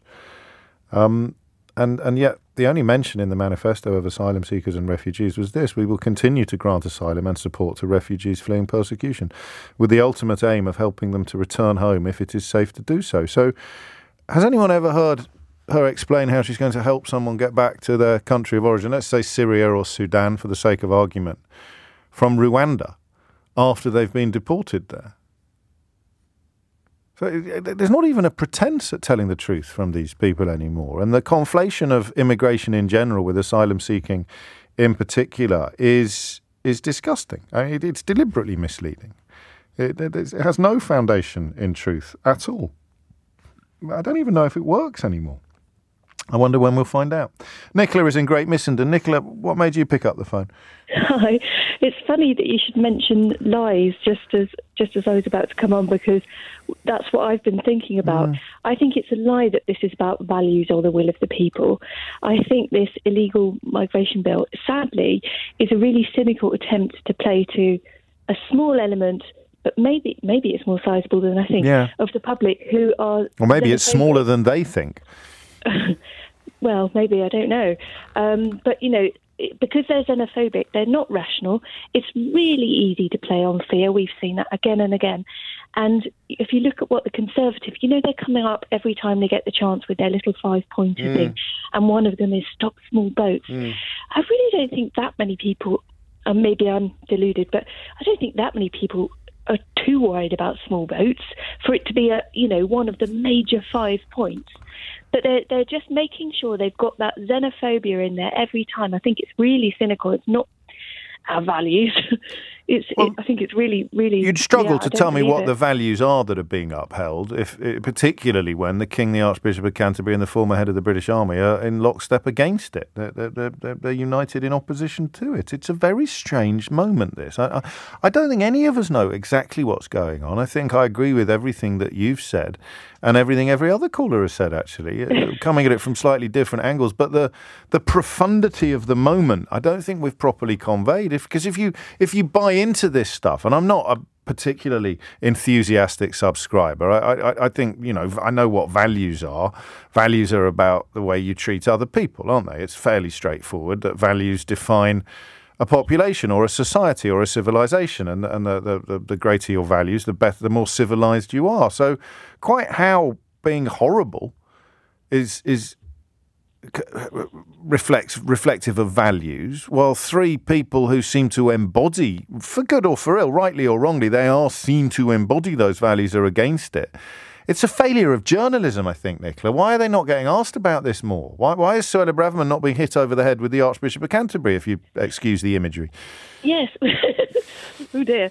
But also, I'm a bit worried that the opposition should be standing up to this because, it's clearly absolutely awful. Well, Yvette Cooper's done a bang-up job on it, hasn't she, I think? I haven't heard that. No, she has done a very good job, but you're not getting that sense of the Labour Party moving in either behind or alongside. I'm going to go through it again. The King, the Archbishop of Canterbury, the former head of the British Army, the chief rabbi, and various Holocaust survivors. Yeah. I mean, it's pretty awful, really, isn't it? It is pretty yeah, so that was my point. No, really. it's a very good point. I don't believe it. No, well, we'll really never cynical. know. Even the polling, which is heavily skewed, doesn't necessarily support Suella Braverman's claim that this is the will of the people. But which people? Well, it doesn't include the list of people we just ran through again. Callum's in Brixton. Callum, what would you like to say? Hi, James. Hello, mate. For me, I think it's about moral panic previously, because, every country and leader at some point has tried to use it. Previously, especially here, being aligned with the institutions that you're talking about. And I personally, and like an easy comparison to draw is the Conservatives, 1988, things aren't going so great. So they start introducing Section 28. And all of a sudden, gay people are here to destroy your family and go against our moral values. And they're meeting each other in public bathrooms, and we must do something about it. Look over there, don't look over here. And actually, though, those at the time, laws and values, perceptions of the country were aligned with the head of the army and the and religion of the country. Whereas and the king. Whereas now you've got a state where they have leaned so far into this that they're no longer aligned with the morality of the day. So I think they've intentionally misled people, but you've taken previously the sort of woke left to defend moral panic and sort of say it's not that bad, and then fight for 10, 15, 20 years and onwards for the rights of the people moral panic goes against, where this time the people that we're talking about moral panic weren't an issue 5, 10 years ago and have become an issue because they need something. They need an issue. Is there a chance it's not working? This is probably me being a bit Pollyanna-ish or overly optimistic, but I sort of have an image of an old lounge singer, Callum, sliding onto the stage, and New York has always brought the house down. Always brought the house down, New York. And then for some reason, and he can't quite understand it. It's almost got the feel of an ITV drama. He's singing his classic song, and it's always brought the house down. And it's just not working this time. The crowd are sort of just chatting among themselves, and some of them are leaving, and half of them are getting up and going to the loo. Do you know what I mean? Come on, why won't you hate these people more? And now you've got the King, the Archbishop of Canterbury, and the former head of the British Army at the back of the hall going, boo, get off, get off. It's weird. And I think you'll end up in a very similar state in America, where you still have the MAGA lot campaigning, even though the core of their party is saying you're probably going to bring us all down. And it's very similar over here, where you're sort of saying, actually, maybe, and I don't class myself as a conservative, but you look true conservatives going, actually, this isn't what our party's about. We shouldn't be doing this. This is particularly wrong. But they're still appealing to people. I think there's a reason when you talk to a lot of the people I think they appeal to, who can't tell you the difference between an illegal asylum seeker, a legal one, a migrant, and an economic migrant. That's very, very deliberate. And you never see the numbers. You never see the numbers for legal migration. You hardly ever see them anywhere, whereas in the run-up to the Brexit referendum, you never saw anything else. An interesting pick-up here on the print edition of this, stories involving asylum applications. A government source blamed the failure on lawyers, although the Home Office has not provided evidence to back up the claims. That bit line there about the Home Office not providing evidence to back up the claims has, according to a barrister called Colin Yeo, who keeps an eye on these things, also an author, an immigration lawyer, he points out that seems to have been removed from the online version of the stories, and it's a report about the claim that, or the plan to clear the asylum backlog being in disarray because of the complexity of the forms sent out to asylum seekers. And Colin points out that campaigners and lawyers like him told them it was a stupid idea. He had numpties, which I don't think he'd get away with in court.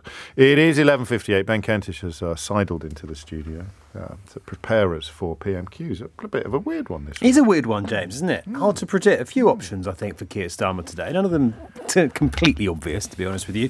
Cost of living, I think, is something that Labour might return to. He had a meeting with some of the new Labour council leaders yesterday to talk about what Labour councils could do to help people with the cost of living. And when you talk to people around the Labour leader, some of his team, James, they're quite surprised at just how little they feel the Tories talked about it in the general election, and the local election campaign in the run-up to last week. They didn't talk about much, did they? Didn't talk much about it at all. And it is, when you look at every single poll that asks people in this country, what are you most concerned about? It comes out top time and time again. Labour put it at the heart of their campaign. The Tories didn't particularly, and we saw the result. So it's clearly something he's going to return to. I wonder if he will use the fact that he spent yesterday meeting with Labour council leaders to talk about the living costs while Rishi Sunak was taking a helicopter to Southampton and back in order to do a small Paul clip at a small interview. Well, he hid from journalists again, didn't he? Hid from local journalists at a pharmacy. I wonder if that might be a sort of contrast that Keir Starmer seeks to make. Health is the other one that could come up. That Rishi Sunak wanting to talk about that yesterday in terms of the new announcement on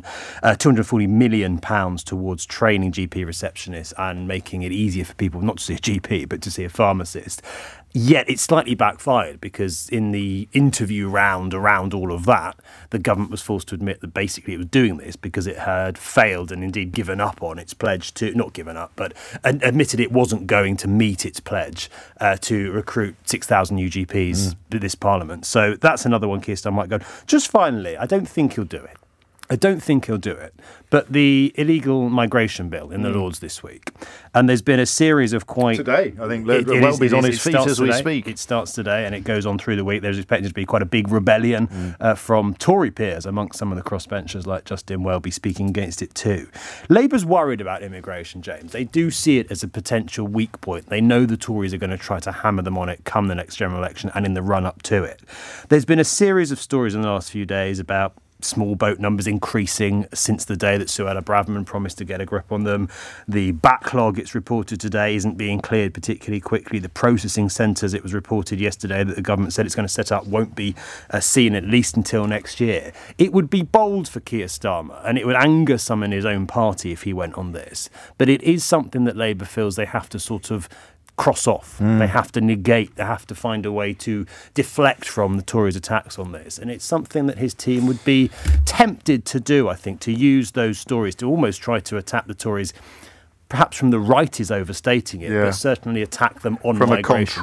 From a control perspective. A position of control, a claim of control. There's a sort of, we will cross live to the House of Commons, of course, as soon as Sir Keir Starmer gets to his feet. The reason you mention frustration from within his own party is because of a widespread sense that too much effort is being put into avoiding attack lines. And it's not so much from the party opposite, it's going to be from the papers, I think.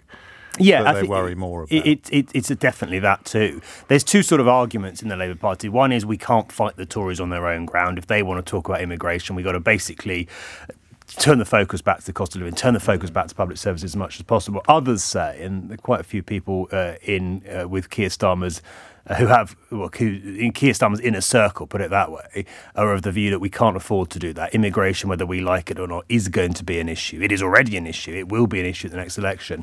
We've got to find a way to sort of offset the attacks on us before we can move on to talking about the things we want to talk to. If that view prevails, then I think you can see more of what you just rightly called, James, Keir Starmer using a sort of control argument against the Tories who have promised to get control and looking at the latest figures, clearly aren't doing so. So it would be interesting to see what happens. Also, Stephen Flynn, of course, getting to his feet, the star of, or at least the guest on this week's Full Disclosure, which is a fascinating interview, the leader of the SNP in Westminster. He's about your age. It's bad enough when journalists are getting younger, but when... He's not. How old is he? He's 36. He's a few years older than me. Is he? Got 4 years on me. God, it must be all the hard work you do. But I couldn't believe it when I checked his age on Wikipedia. 36? 36 years old. I thought he was at least 40. Don't tell him that. He shaved his head, so he probably looks a little bit older. Maybe I should do that. We should... No, you don't.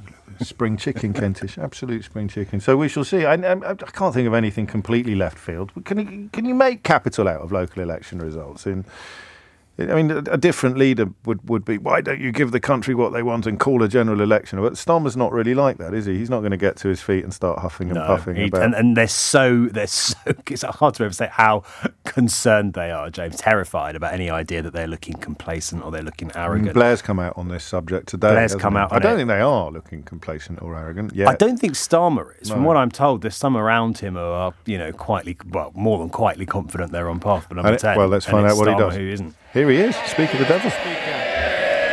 Can I thank all those who took part in the coronation celebrations over the weekend? And can I also take this chance to wish all the very best to my brilliant and talented constituent, May Muller, who is representing the UK at Eurovision in Liverpool this weekend. The whole country is behind you, May.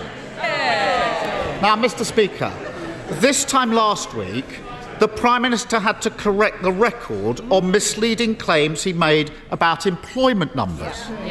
Can he provide a further update? Now he's cost 1,000 Tory councillors their jobs. Mr. Speaker. Mr. Speaker, let me pass on my best wishes to May as well for this weekend Eurovision. With regard to the local elections, Mr. Speaker, maybe I can just offer the honourable gentleman a tiny bit of advice from one of his predecessors. One of his predecessors, Tony Blair, who I was reading the other day. What did Tony Blair? He said the right honourable gentleman can be as cocky as he likes about the local elections.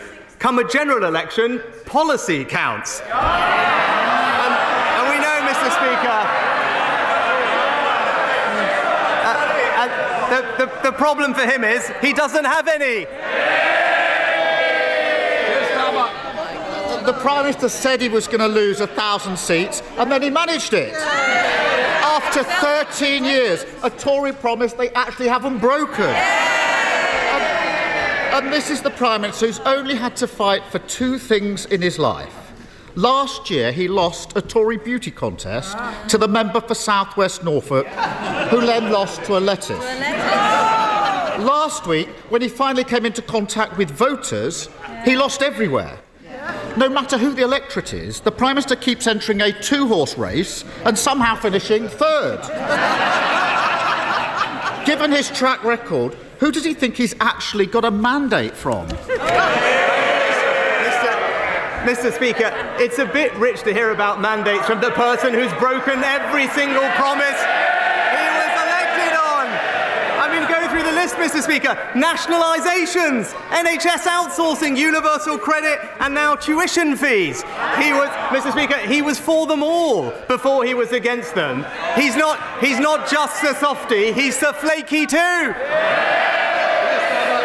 Well, Mr. Speaker, I can understand why the Prime Minister's trying to wish away his terrible results, but peddling nonsense just doesn't work.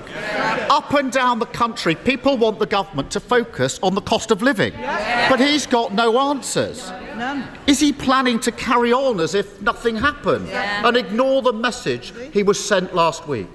Or is he going to do what a Labour government would do and announce an immediate freeze in council tax bills? Mr. Speaker, I know he's asked his Labour councillors rightly to focus on the cost of living. Perhaps they could start with reducing council tax to the level in Conservative-run areas. But, Mr. Speaker, we're getting on with halving people's energy bills, freezing fuel duty to help them with the cost of living. What is stopping him having a plan is that, unfortunately, his Shadow Chancellor recently said she's discovered she's got a problem, Mr. Speaker. She realised that she actually, this is what she said, she actually has to, shock horror, say where the money's going to come from. With a £90 billion black hole in her plans, she's got a lot of work to do. Mr. Speaker, there's only one party that broke the economy, and they're sitting right there. And it seems to me, to quote one of his more electorally successful predecessors, nothing has changed. Still blaming other people, still refusing to take the necessary action, still not listening to the country. Yeah. And on council tax, it's quite simple. A Labour government would give every council the grant they need to freeze those bills, fully paid for by ending the handouts he's giving to oil and gas giants.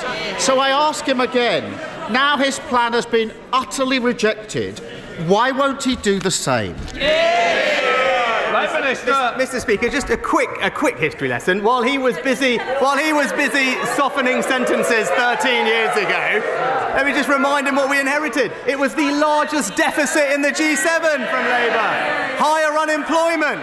The coffers were totally empty.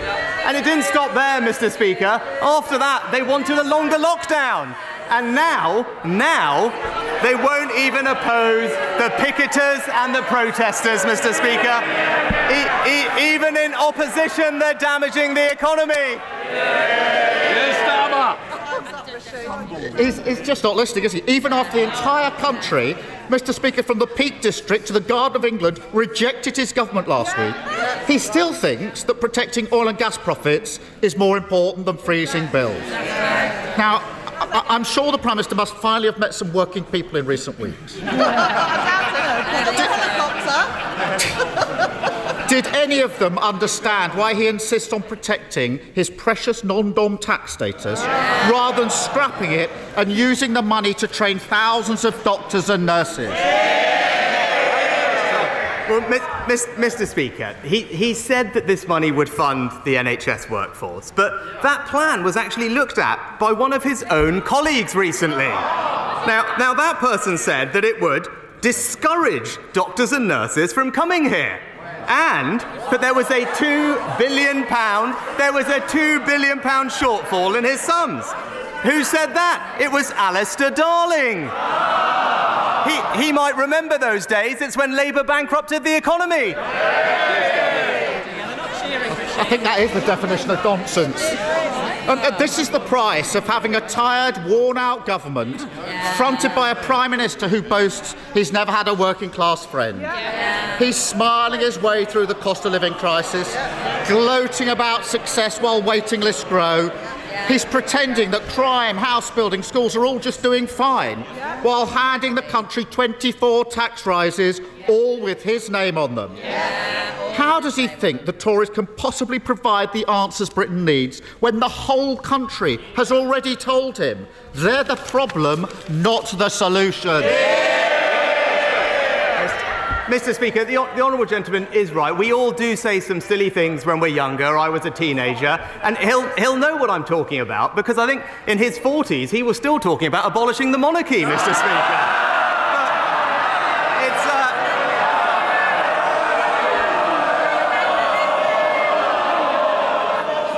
Prime Minister. But it's the same old guff from him every week, Mr. Speaker. All politics and no action. We're getting on with halving people's energy bills, freezing fuel duty, cutting the costs of childcare, and boosting pay. While he's busy plotting coalitions, we're getting on and delivering for the British people. Mr. Speaker, this Saturday is Surrey Day, a chance for locals and visitors to celebrate everything wonderful about our county, including our beautiful historic High Street in Guildford with its independent shops. But frequently raised with me is empty shops. High rents with high business rates makes it difficult for independent retailers to compete with national chains. Does my right honourable friend agree with me that this government must do everything it can to support our high streets as part of our plan to boost economic growth? Prime Minister. Mr. Speaker, my honourable friend is absolutely right about the importance of high streets for local communities, not just in Surrey but around the country. That's why we are abolishing business rates for hundreds of thousands of eligible businesses in the retail, hospitality and leisure sector, and investing billions of pounds through the High Streets Fund and our Towns Fund to support local communities up and down the country. SNP spokesperson Stephen Flynn. Thank you, Mr. Speaker. If the Prime Minister was to go to the boot of his Land Rover and pull out some placards which said "Save our nom-doms," would he expect to be arrested by the police? Prime Minister. Mr. Speaker, Mr. Speaker, can I first put on record my thanks to the police for all their hard work over the weekend, ensuring that the coronation was a success. Now, look, on this issue, Mr. Speaker, we believe the police should have powers to make sure that they can protect the public from unnecessary and serious disruption.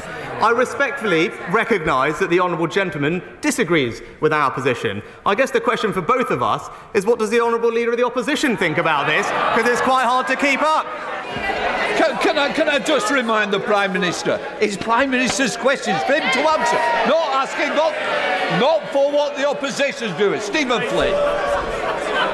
Mr. Speaker, what we're talking about here is that nurses strike, doctors strike, firefighters strike, protest, firefighters protest, and of course Republicans protest as well. And they do so because it's a fundamental right within our democracy to be able to protest. So is the Prime Minister seriously saying that moving forward you can have your rights, but only on his terms?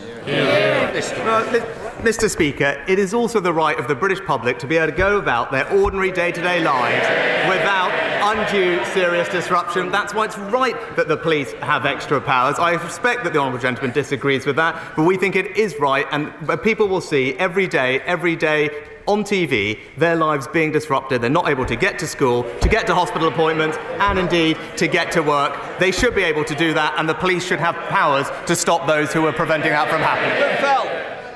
Thank you, Mr. Speaker. It was an honour to welcome the Australian Prime Minister to Barrow last week, so he could meet some of our fantastic apprentices, see the submarine programme. 14 minutes after 12. I don't know who it was on the radio earlier saying there's no way they'd go in, particularly on the council election results. Or it was me, I think. It was all both of us, or saying he's not going to be making. Definitely wasn't. Quite enjoyable, that one, actually, I felt, and a slight change or a continuing shift in tactics for Keir Starmer, which we will examine together after this.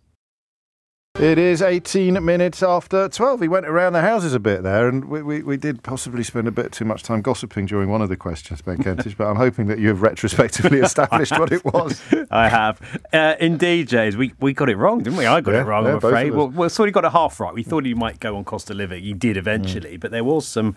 Well, I won't... So can we call it gloating? Yeah. I think it was gloating. Really. Lap of honour. Lap of honour/lap of gloating about the local election results. Keir Starmer talking about Rishi Sunak's correction last week about getting the unemployment stats wrong, and asking whether he needed to amend it to factor in the fact that he had cost 1,000 Tory councillors their seats.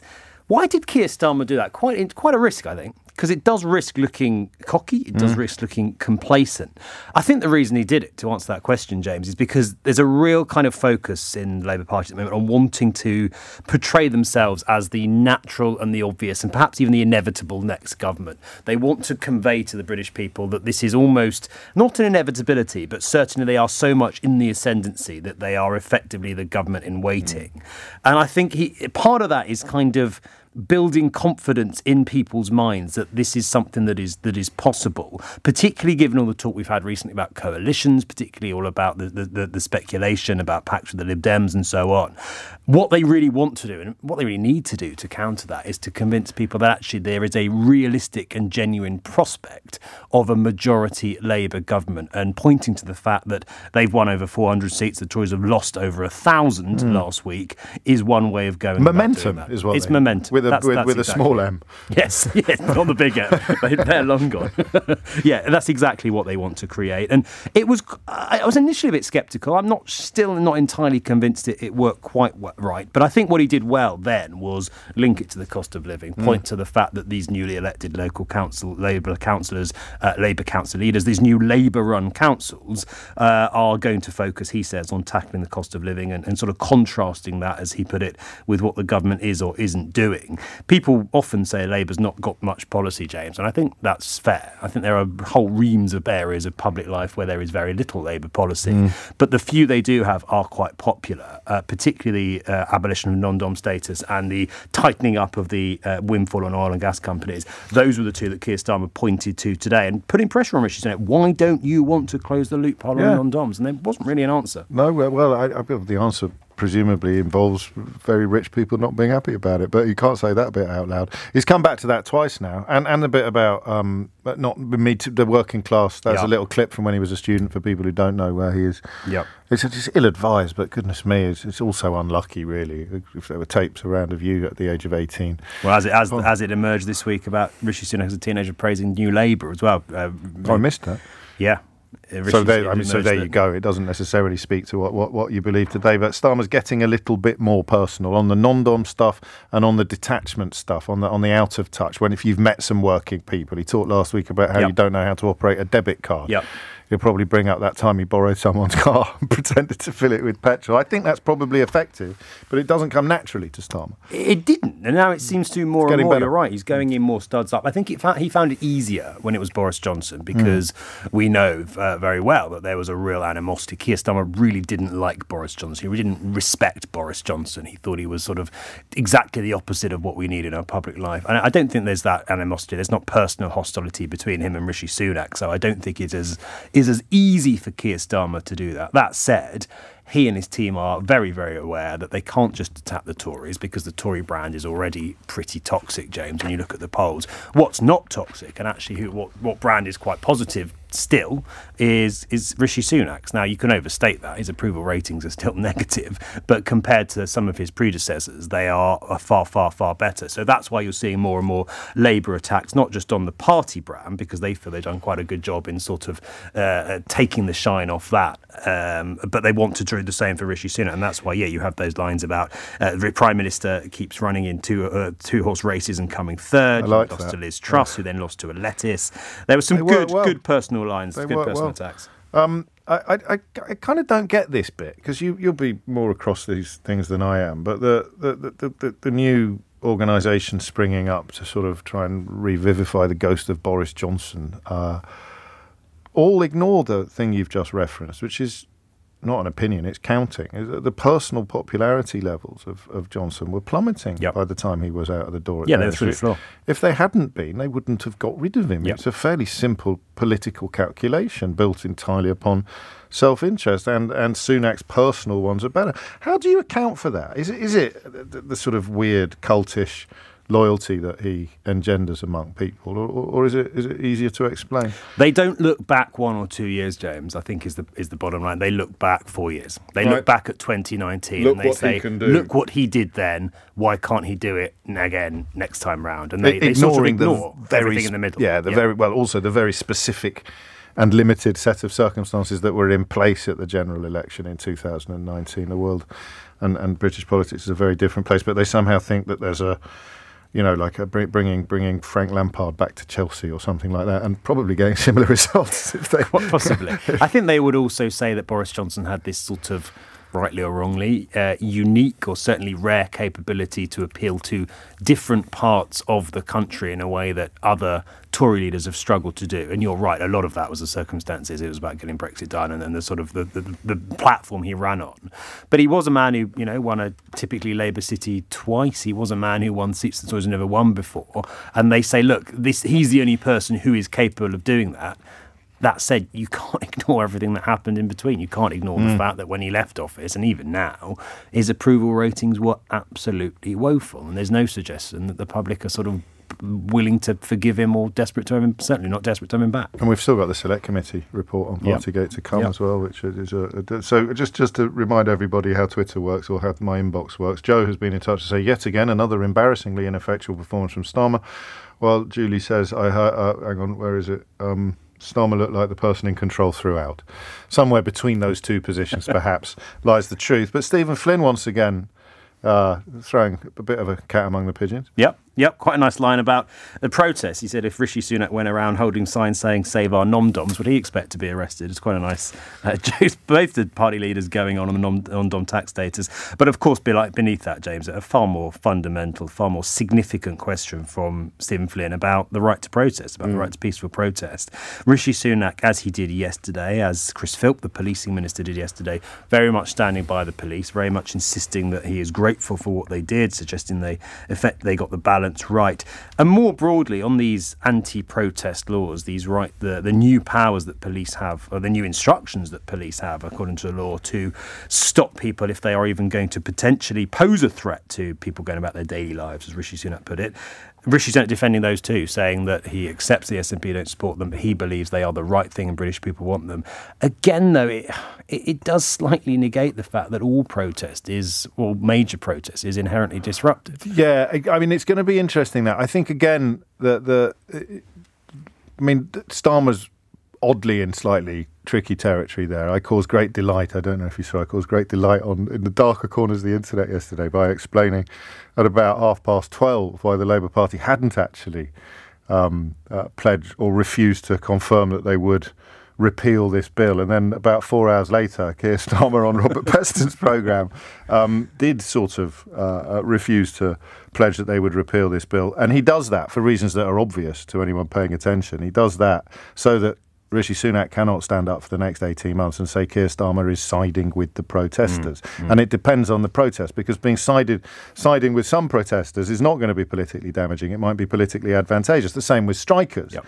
But to have that rhetorical device in your back pocket every week and having the newspapers, of course, more powerfully queuing up all the time to say he sides with the protesters, and then you get a protest that you hate, and then you as a voter see Keir Starmer as being in your enemy's camp. I'd be amazed if they don't come back to this bill that they voted against when they are actually in power. But until they are in power, he's going to sit on his hands. I think that's absolutely right, James. It's trying to offset the critique. You know, we've already heard him being accused of being on the side of human traffickers, on the side of people traffickers, on the side of gangs, on the side of protesters. I mean, it is. It does leave open. I mean, there's still the prospect that Rishi Sunak will try that attack, and there will again be people in the Labour Party who are frustrated at what they will call the lack of opposition. But this close to the general election, I'm frustrated by it. I got to say, I'm not in the Labour Party. I understand it, but there does come a point where, I think it's a quote from Hamilton, that if you what is it again? If you don't stand for any, what do you stand? I can't remember, but it's really good. I don't know if you've seen Hamilton, but what do you stand for? What do you stand for? Burr, sir. Aaron Burr, I'm trying to think of that lyric now. No, so am I now. But that's what people are frustrated by. You should really be towing a stronger line on the immigration bill, towing a stronger line on the public order stuff, on the right to protest bill, and possibly on a couple of other areas as well. Judge him when he's there, if he wins. Judge him if he gets into power. Polls are stretching again, so there probably won't be as much media coverage of them, the gaps getting bigger by small margins as there was of the gaps narrowing by small margins. We haven't seen one yet, I don't think, where the fieldwork was done after the council elections, after the local elections. That'll be interesting. I think what's really interesting last week is there was such a clear anti-Tory vote. Yeah. That's what last Thursday was. It was a sense of the British public rejecting the Conservatives. For now, the big question, James, is those people who protested by voting, particularly Lib Dem or Green, slightly less so Labour on this occasion, because I think if you voted Labour this time around, you're probably going to vote Labour next time around. It's the people who voted Lib Dem and Green. How many of those were doing so, particularly in some of the sort of Tory shires, the so-called Blue Wall, the Southern Heartlands, whatever you want to call it, were doing it out of a sort of sense of frustration because they wanted to send a message. They wanted to tell the Tories they needed to choose something differently between now and the general election. In other words, how many, if Rishi Sunak plays his cards right, will be won back and will say, actually, come the next general election, there's no point voting for one of the smaller parties in my seat. I'm going to vote Tory again. And how many have been lost, at least to the foreseeable future? That's the key question. Well, final question from me. It's those who stand for nothing fall for anything is what Alexander Hamilton actually said. But the quote from the musical, I think, is if you don't stand for something, you'll fall for anything, or words to that effect. Anyway. They're trying now to get the if you stand for nothing, Burr, what will you fall for? We got there in the end. This coalition of chaos, I couldn't believe my eyes this morning. They're trying to suggest that there was a piece in the Telegraph comment pages, so take it with a cellar of salt, saying that actually the real winner, people are thinking I make this up, the real winner of the local elections was the bloke who lost 1,000 seats. It was the Tories. And the argument being that it opens the door to a possible coalition. And that would be chaos. And this is a repetition of what they said Ed Miliband was going to do with the SNP, I think. But and Jeremy Corbyn, yeah. But the coalition that that's a conservative. Most people's living memory only involves one coalition, and that's a Conservative, Liberal, Democrat coalition. And the second thing that struck me as hilarious about that was we've had 4 prime ministers in 4 years. If that's not chaos, what is? Well, the hard thing for the Tories in trying to... It was much easier when it was Jeremy Corbyn, Nicola Sturgeon. The problem is that when you look at Keir Starmer and Ed Davey, chaos is not necessarily the word that would come to mind. I saw one source describing it, James, more as a coalition of tedium this morning. It's going to be hard, I think, for the Tories to convince the public that Keir Starmer and Ed Davey are somehow chaotic. But it has opened the prospect of that. It has opened the door to that. Keir Starmer, who just a year ago was ruling out any sort of pacts or coalitions, over and over again yesterday, refusing to do so. Ed Davey has left the door open. Vince Cable has left the door open. It's dangerous for Labour, not because I think it will be seen as a coalition of chaos in the way that the sort of Corbyn-Sturgeon one might have. It's dangerous because if people start to think that actually Labour can't win a majority, some of those people might start to think twice about voting. That's why Labour's a bit worried about this. That's why I think Keir Starmer was bringing up the local election results today, James, because what they really want to embed in people's minds is we can do this. Give us your vote, believe in us, and we can win a majority. And the longer this sort of talk about coalitions and the prospect of a hung parliament goes on, the more they will be worried about people thinking, well, actually, do I want to take that risk given they're probably not going to win a majority? Ben Kentish, always a pleasure. 12:31 is the time. Another PMQ's bites the dust. Possibly more attention focused this afternoon on events in the other place, in the House of Lords, where it shouldn't even be called the illegal immigration bill, you know. This is just me speaking now, because it addresses perfectly legal passage to this country from far-flung corners of the planet. But it's possible that ship has already sailed. We'll have a look at that. And this Alistair Morgan story as well, or rather the Daniel Morgan story. Alistair, his brother, has been a great friend to the programme over the years. But unbelievable that the Metropolitan Police, it's the most investigated homicide in Britain's history. And the Metropolitan Police have just found 70-odd documents that have been locked in a cupboard for God knows how long. We need to find out a little bit more about that as well. 12:36 is the time. I choose my word carefully here because you do not want to sound as if you are in any way trivialising it. But the murder of Daniel Morgan in March of 1987 is, I think, the most investigated homicide in British history. And yet, just when you think every possible twist or turn has been examined, the Daniel Morgan Independent Panel published its final report in June 2021 after the Home Office tried to delay it. Another absurdity pops up. And today's appalling, I don't know even what you'd call it, obstacle to justice, I think, is possibly the most remarkable of all. Henry Riley is here to tell us more. James, just as some background, of course, Daniel Morgan, the private investigator, murdered with an axe in Sydenham in south-east London in 1987. The case, as you reference, remains unsolved, despite several investigations and indeed several arrests. Now, an independent review was announced in 2013 in May by the then Home Secretary Theresa May. She launched it to what she said would shine a light on the circumstances into the murder of Daniel Morgan. The inquiry published after considerable delay on the 15th of June 2021. Now, it was due to be published the month before, but was delayed by the then Home Secretary Priti Patel for national security and human rights concerns, according to the Home Office. That angered the family of Daniel Morgan, who labelled it as unwarranted and belated interference from the government. And as we know, the report was damning of the Metropolitan Police. We believe that concealing or denying failings for the sake of an organisation's public image is dishonesty on the part of the organisation for reputational benefit. This constitutes a form of institutional corruption. That was Baroness O'Lone, who of course chaired the inquiry, and James, it's now been revealed that documents relating to that inquiry have been found in a locked cabinet at New Scotland Yard. They were found in January, and the force has conceded the cabinet hasn't been used for a number of years. Now, also I can exclusively reveal that the documents were found in a safe, which is not only on the same floor as senior officers, I'm told it's in the exact same vicinity as senior officers, potentially as high as an assistant commissioner at New Scotland Yard. Now, they haven't been cleared clear exactly about what officers, but that is what I'm hearing at the moment. It could be as high as the very top. Now, the Met, upon finding these documents, have found that some of the material was relevant to the work of the Daniel Morgan Independent Panel. It was also relevant to a subsequent investigation by the Police Inspectorate. They concede that some of it should have been disclosed. In terms of the numbers, James, 95 pages of material within 37 documents, that should have been disclosed to the panel, and 71 pages from 32 documents, that should have been disclosed to the Inspectorate of Constabulary. Their report was out more recently in March of last year. The police have apologised to the family of Daniel Morgan. They've apologised to the inquiry. They've written to them to outline their next steps. The Assistant Commissioner, Barbara Gray, described the situation as deeply regrettable and unacceptable. The Mayor of London has said this is clearly unacceptable and should never have happened. And the Police Inspectorate have confirmed they will now review the documents. The Metropolitan Police have confirmed they're in discussion with the Independent Office of Police Conduct. And I'm also told, James, even though I referenced that these documents were found in January, Alistair Morgan only found out last night. Do we know why? Why he only found out last night? Yeah.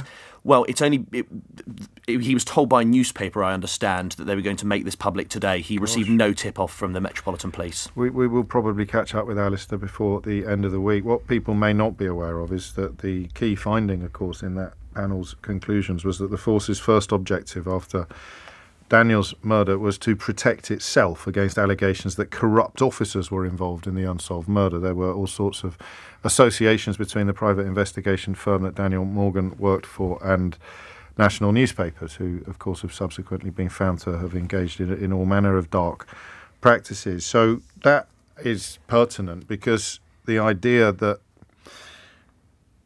information is still being withheld, whether, as they would have you believe, somehow accidentally or not, means that the Morgan family are still waiting for not necessarily just justice, but also confidence. Well, Cressida Dick, who was the commissioner at the time of the report, was also criticised around that time for not being perhaps as forthcoming with some of the evidence as she should have been, or indeed the force should have been. And these particular documents found in a safe will obviously pile more pressure on Sir Mark Rowley. Yeah, I guess so, albeit that none of this has happened on his watch. Any comment yet from Alistair Morgan? He's not commented at this stage. Yet. I think he might be at the dentist's. Oh, really? Would you believe?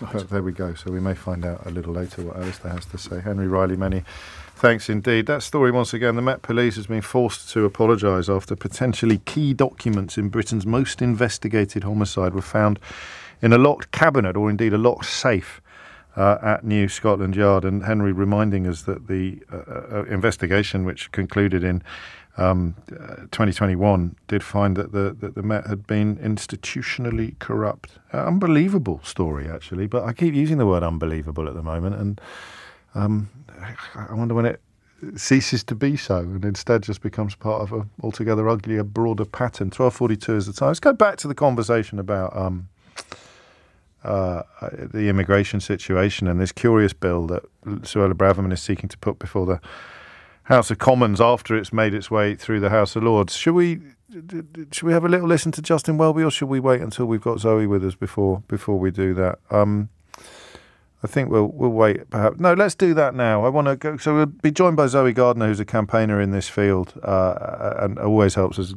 garner increased clarity on the issue. So here is the Archbishop of Canterbury doing what we told you he'd do earlier today in the House of Lords. It is isolationist. It is morally unacceptable and politically impractical to let the poorest countries deal with the crisis alone and cut our international aid. And here's the thing that I guess speaks even more to the question of what exactly British values are. My Lords, this bill is an attempt at a short-term fix. It risks great damage to the UK's interests and reputation at home and abroad, let alone the interests of those in need of protection or the nations who together face this challenge. Our interests as a nation are closely linked to our reputation for justice and the rule of law, and to our measured language, calm decision, and careful legislation. None of those are seen here.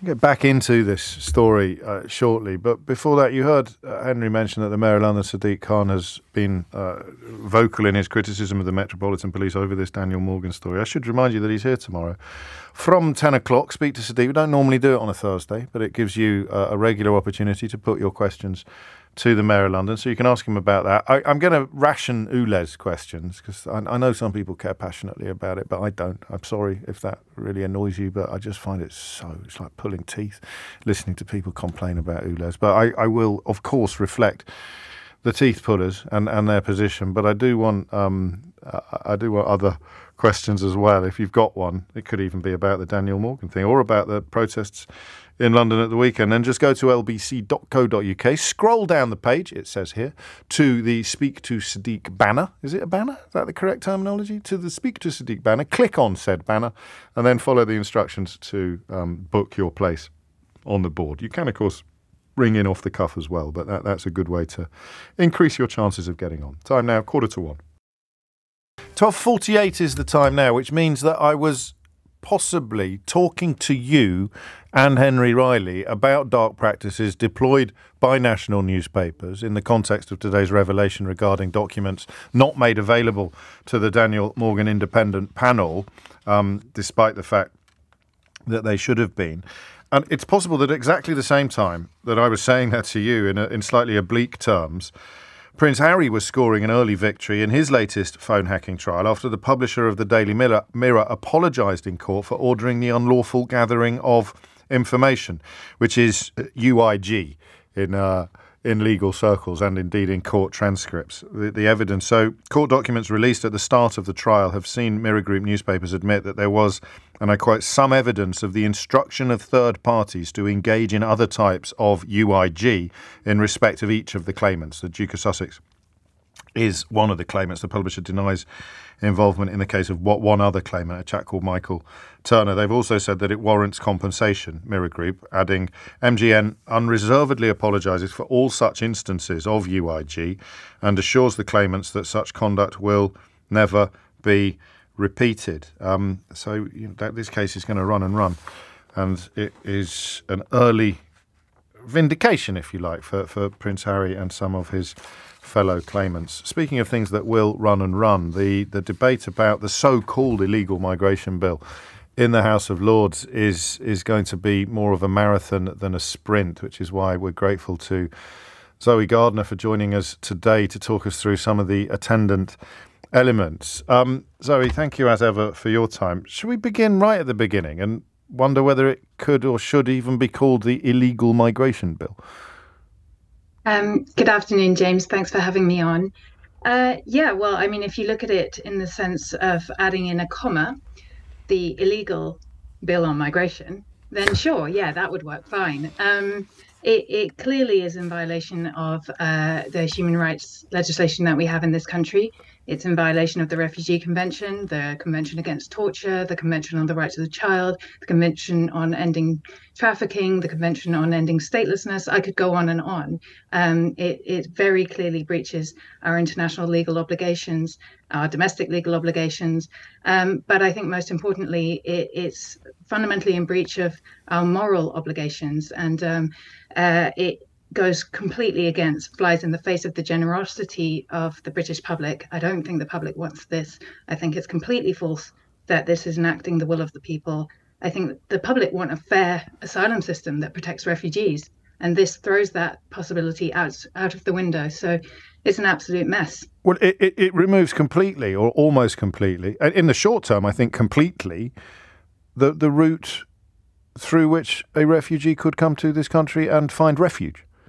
It becomes impossible to be a refugee to the United Kingdom. Exactly. It creates a complete catch-22 situation. So the difficult situation that most refugees find themselves in when they are trying to come and seek protection in the UK at the current time is that there's no safe route for them to reach the UK, and they have to be in the UK to claim asylum. What this bill does is it says there will be no safe route for you to reach the UK, and also if you enter the UK off your own bat, making your own journey, often in dangerous circumstances, then you can't claim asylum either because you did it that way. So it completely cuts off any route to seek asylum. And the impact will be that people will be trapped in limbo for the long term. So that's why they're having to, open up new accommodation on prison ships, in disused army barracks. None of this is a replacement for the hotels. The hotels will still be ongoing sites of accommodation because they're piling up more and more people who will never get a decision on their asylum claim. I know you've opined on this subject, and quite a lot of people have as well, on the question of whether or not it's somehow deliberate, whether or not the visual, the imagery of effective prison barges in harbours in the UK and army barracks full of powerless human beings. That I just talk me through the logic of that. Why would the government actually want to create this logjam of humanity and have it all over our newspapers? Well, the way I see it is that the government, as we've seen in just the results of the recent local elections, is on very shaky ground. They're likely to lose the next election, and that's because they don't have much to campaign on. Under their tenure over the last 13 years, we've all got poorer. The NHS is on its knees. The country isn't running as people think it should. They've also talked themselves into a rhetorical corner bit by bit, year by year. And so they can't backtrack now without losing face and just process people's asylum claims, run a fair and efficient asylum system, and do what would actually fix this. So they have to pretend that there's something else stopping them from fixing it. Right. And that has to be the courts or the wokerati or the lefty lawyers and so on. And we've heard their refrains over and over again. So they have to build this up into a huge crisis, make everybody care about this issue specifically, and then say, point at the rule of law, point at our human rights protections, those protections I was talking about against trafficking, against torture, point at those and say they're the reason why this crisis has happened, and that we need to vote Conservative again at the next election so that they can drag us out of those human rights protections. So we can break that as well in the way that we've broken so many other things in recent years. Do you think they believe it would actually work? I mean, do you think that they look beyond the actual breaking of the conventions, the rewriting of the laws, the breaking of international legislation, and somehow people would just stop in Greece, or they'd stop in France, or they'd get out of Syria and stop in, I don't know, somewhere halfway between here and there, and that the lure of the UK, which of course, as you point out in a very good and helpful Twitter thread, has colonised, a significant swathe of the globe in relatively recent memory. The lure of the UK would suddenly disappear. We would absolve ourselves of all responsibility to refugees, and no other country would follow suit, or we'd sort of have this exceptionalist position where we wash our hands of our international responsibilities and everyone else just cracks on with doing what's right or doing their bit. Do you think anyone thinks that? Do you think any of them, Braverman or Chalk or Sunak or any of them, actually think that far ahead?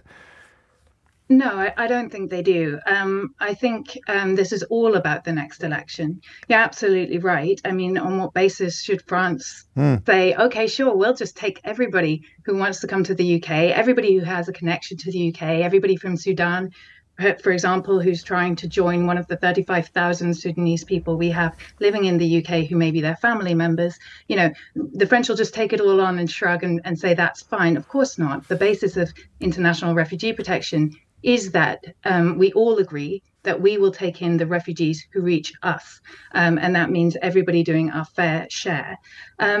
But obviously, if we look at this for the long term, if we zoom out, anybody with common sense can see that the UK will always be a destination for people fleeing for their lives, a destination where people will try to come to rebuild their lives in safety. You'd hope so, wouldn't you? If you believed in what they keep calling British values, it doesn't seem controversial. So just to be absolutely clear, success from their point of view looks like a visible logjam of humanity that they then promise to fix by pulling us out of long cherished and hard won rights, laws and protections. It's all about, in your opinion, and the evidence supports you, it's all about creating a bogus emergency that they promise to solve by pulling us out of things like the European Convention on Human Rights.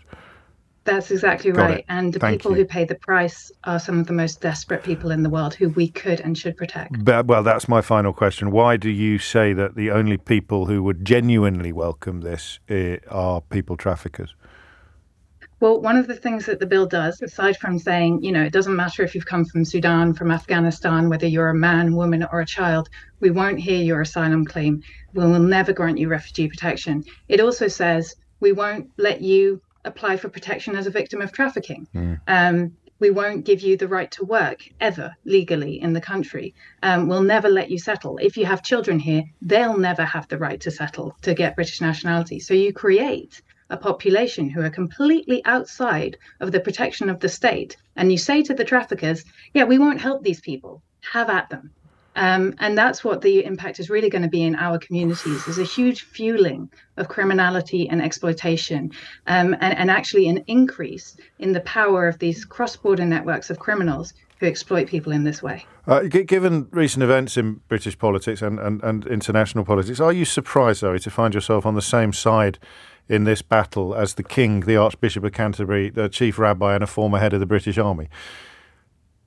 I think that list of people you just cited shows the breadth of opposition to this horrible cruelty that exists in the country. And I actually think that ordinary people up and down the country want an asylum system that works fairly and that protects refugees. And the government's been very careful not to spell out that what this bill does, which is it prevents Afghans, it prevents Sudanese people, it prevents people who are definitely refugees from ever gaining protection in the UK. It doesn't introduce any safe routes, and it doesn't do anything to tackle the actual criminality so that the networks of criminal gangs and traffickers, in fact, it makes their lives easier. And when people understand that that's what the bill does, they don't want to have anything to do with it. This isn't because even people who argue that we can't do everything don't believe that we should do nothing, and it is to clarify that point precisely that I was so keen to have you on the programme today. And thank you once again for your time, Zoe Gardner, who does policy and research in the field of refugees and migration, as you heard. It's coming up to 1 o'clock. That's it from me for today. We'll do it all again tomorrow from 10. Don't forget the Global Player and the Rewind and the thingy and the podcasts and all of that. Tom Swarbrick's with you at 4. You're going to get into trouble now. Am I? No, I don't know. Oh, I'll do it properly. I'm kidding. Then. Rewind live radio on Global Player. Download for free from your app store. Head to globalplayer.com. Coming up at 4 on LBC. It's Tom Swarbrick. But now it's time for Sheila Fogarty. Thank you very much, James. Thank you very much, James. Thank you very much, James. Thank you very much, James. Thank you very much, James. Thank you very much, James. Thank you very much, James. Thank you very much, James. Thank you very much, James. Thank you very much, James. Thank you very much, James. Thank you very much, James. Thank you very much, James. Thank you very much, James.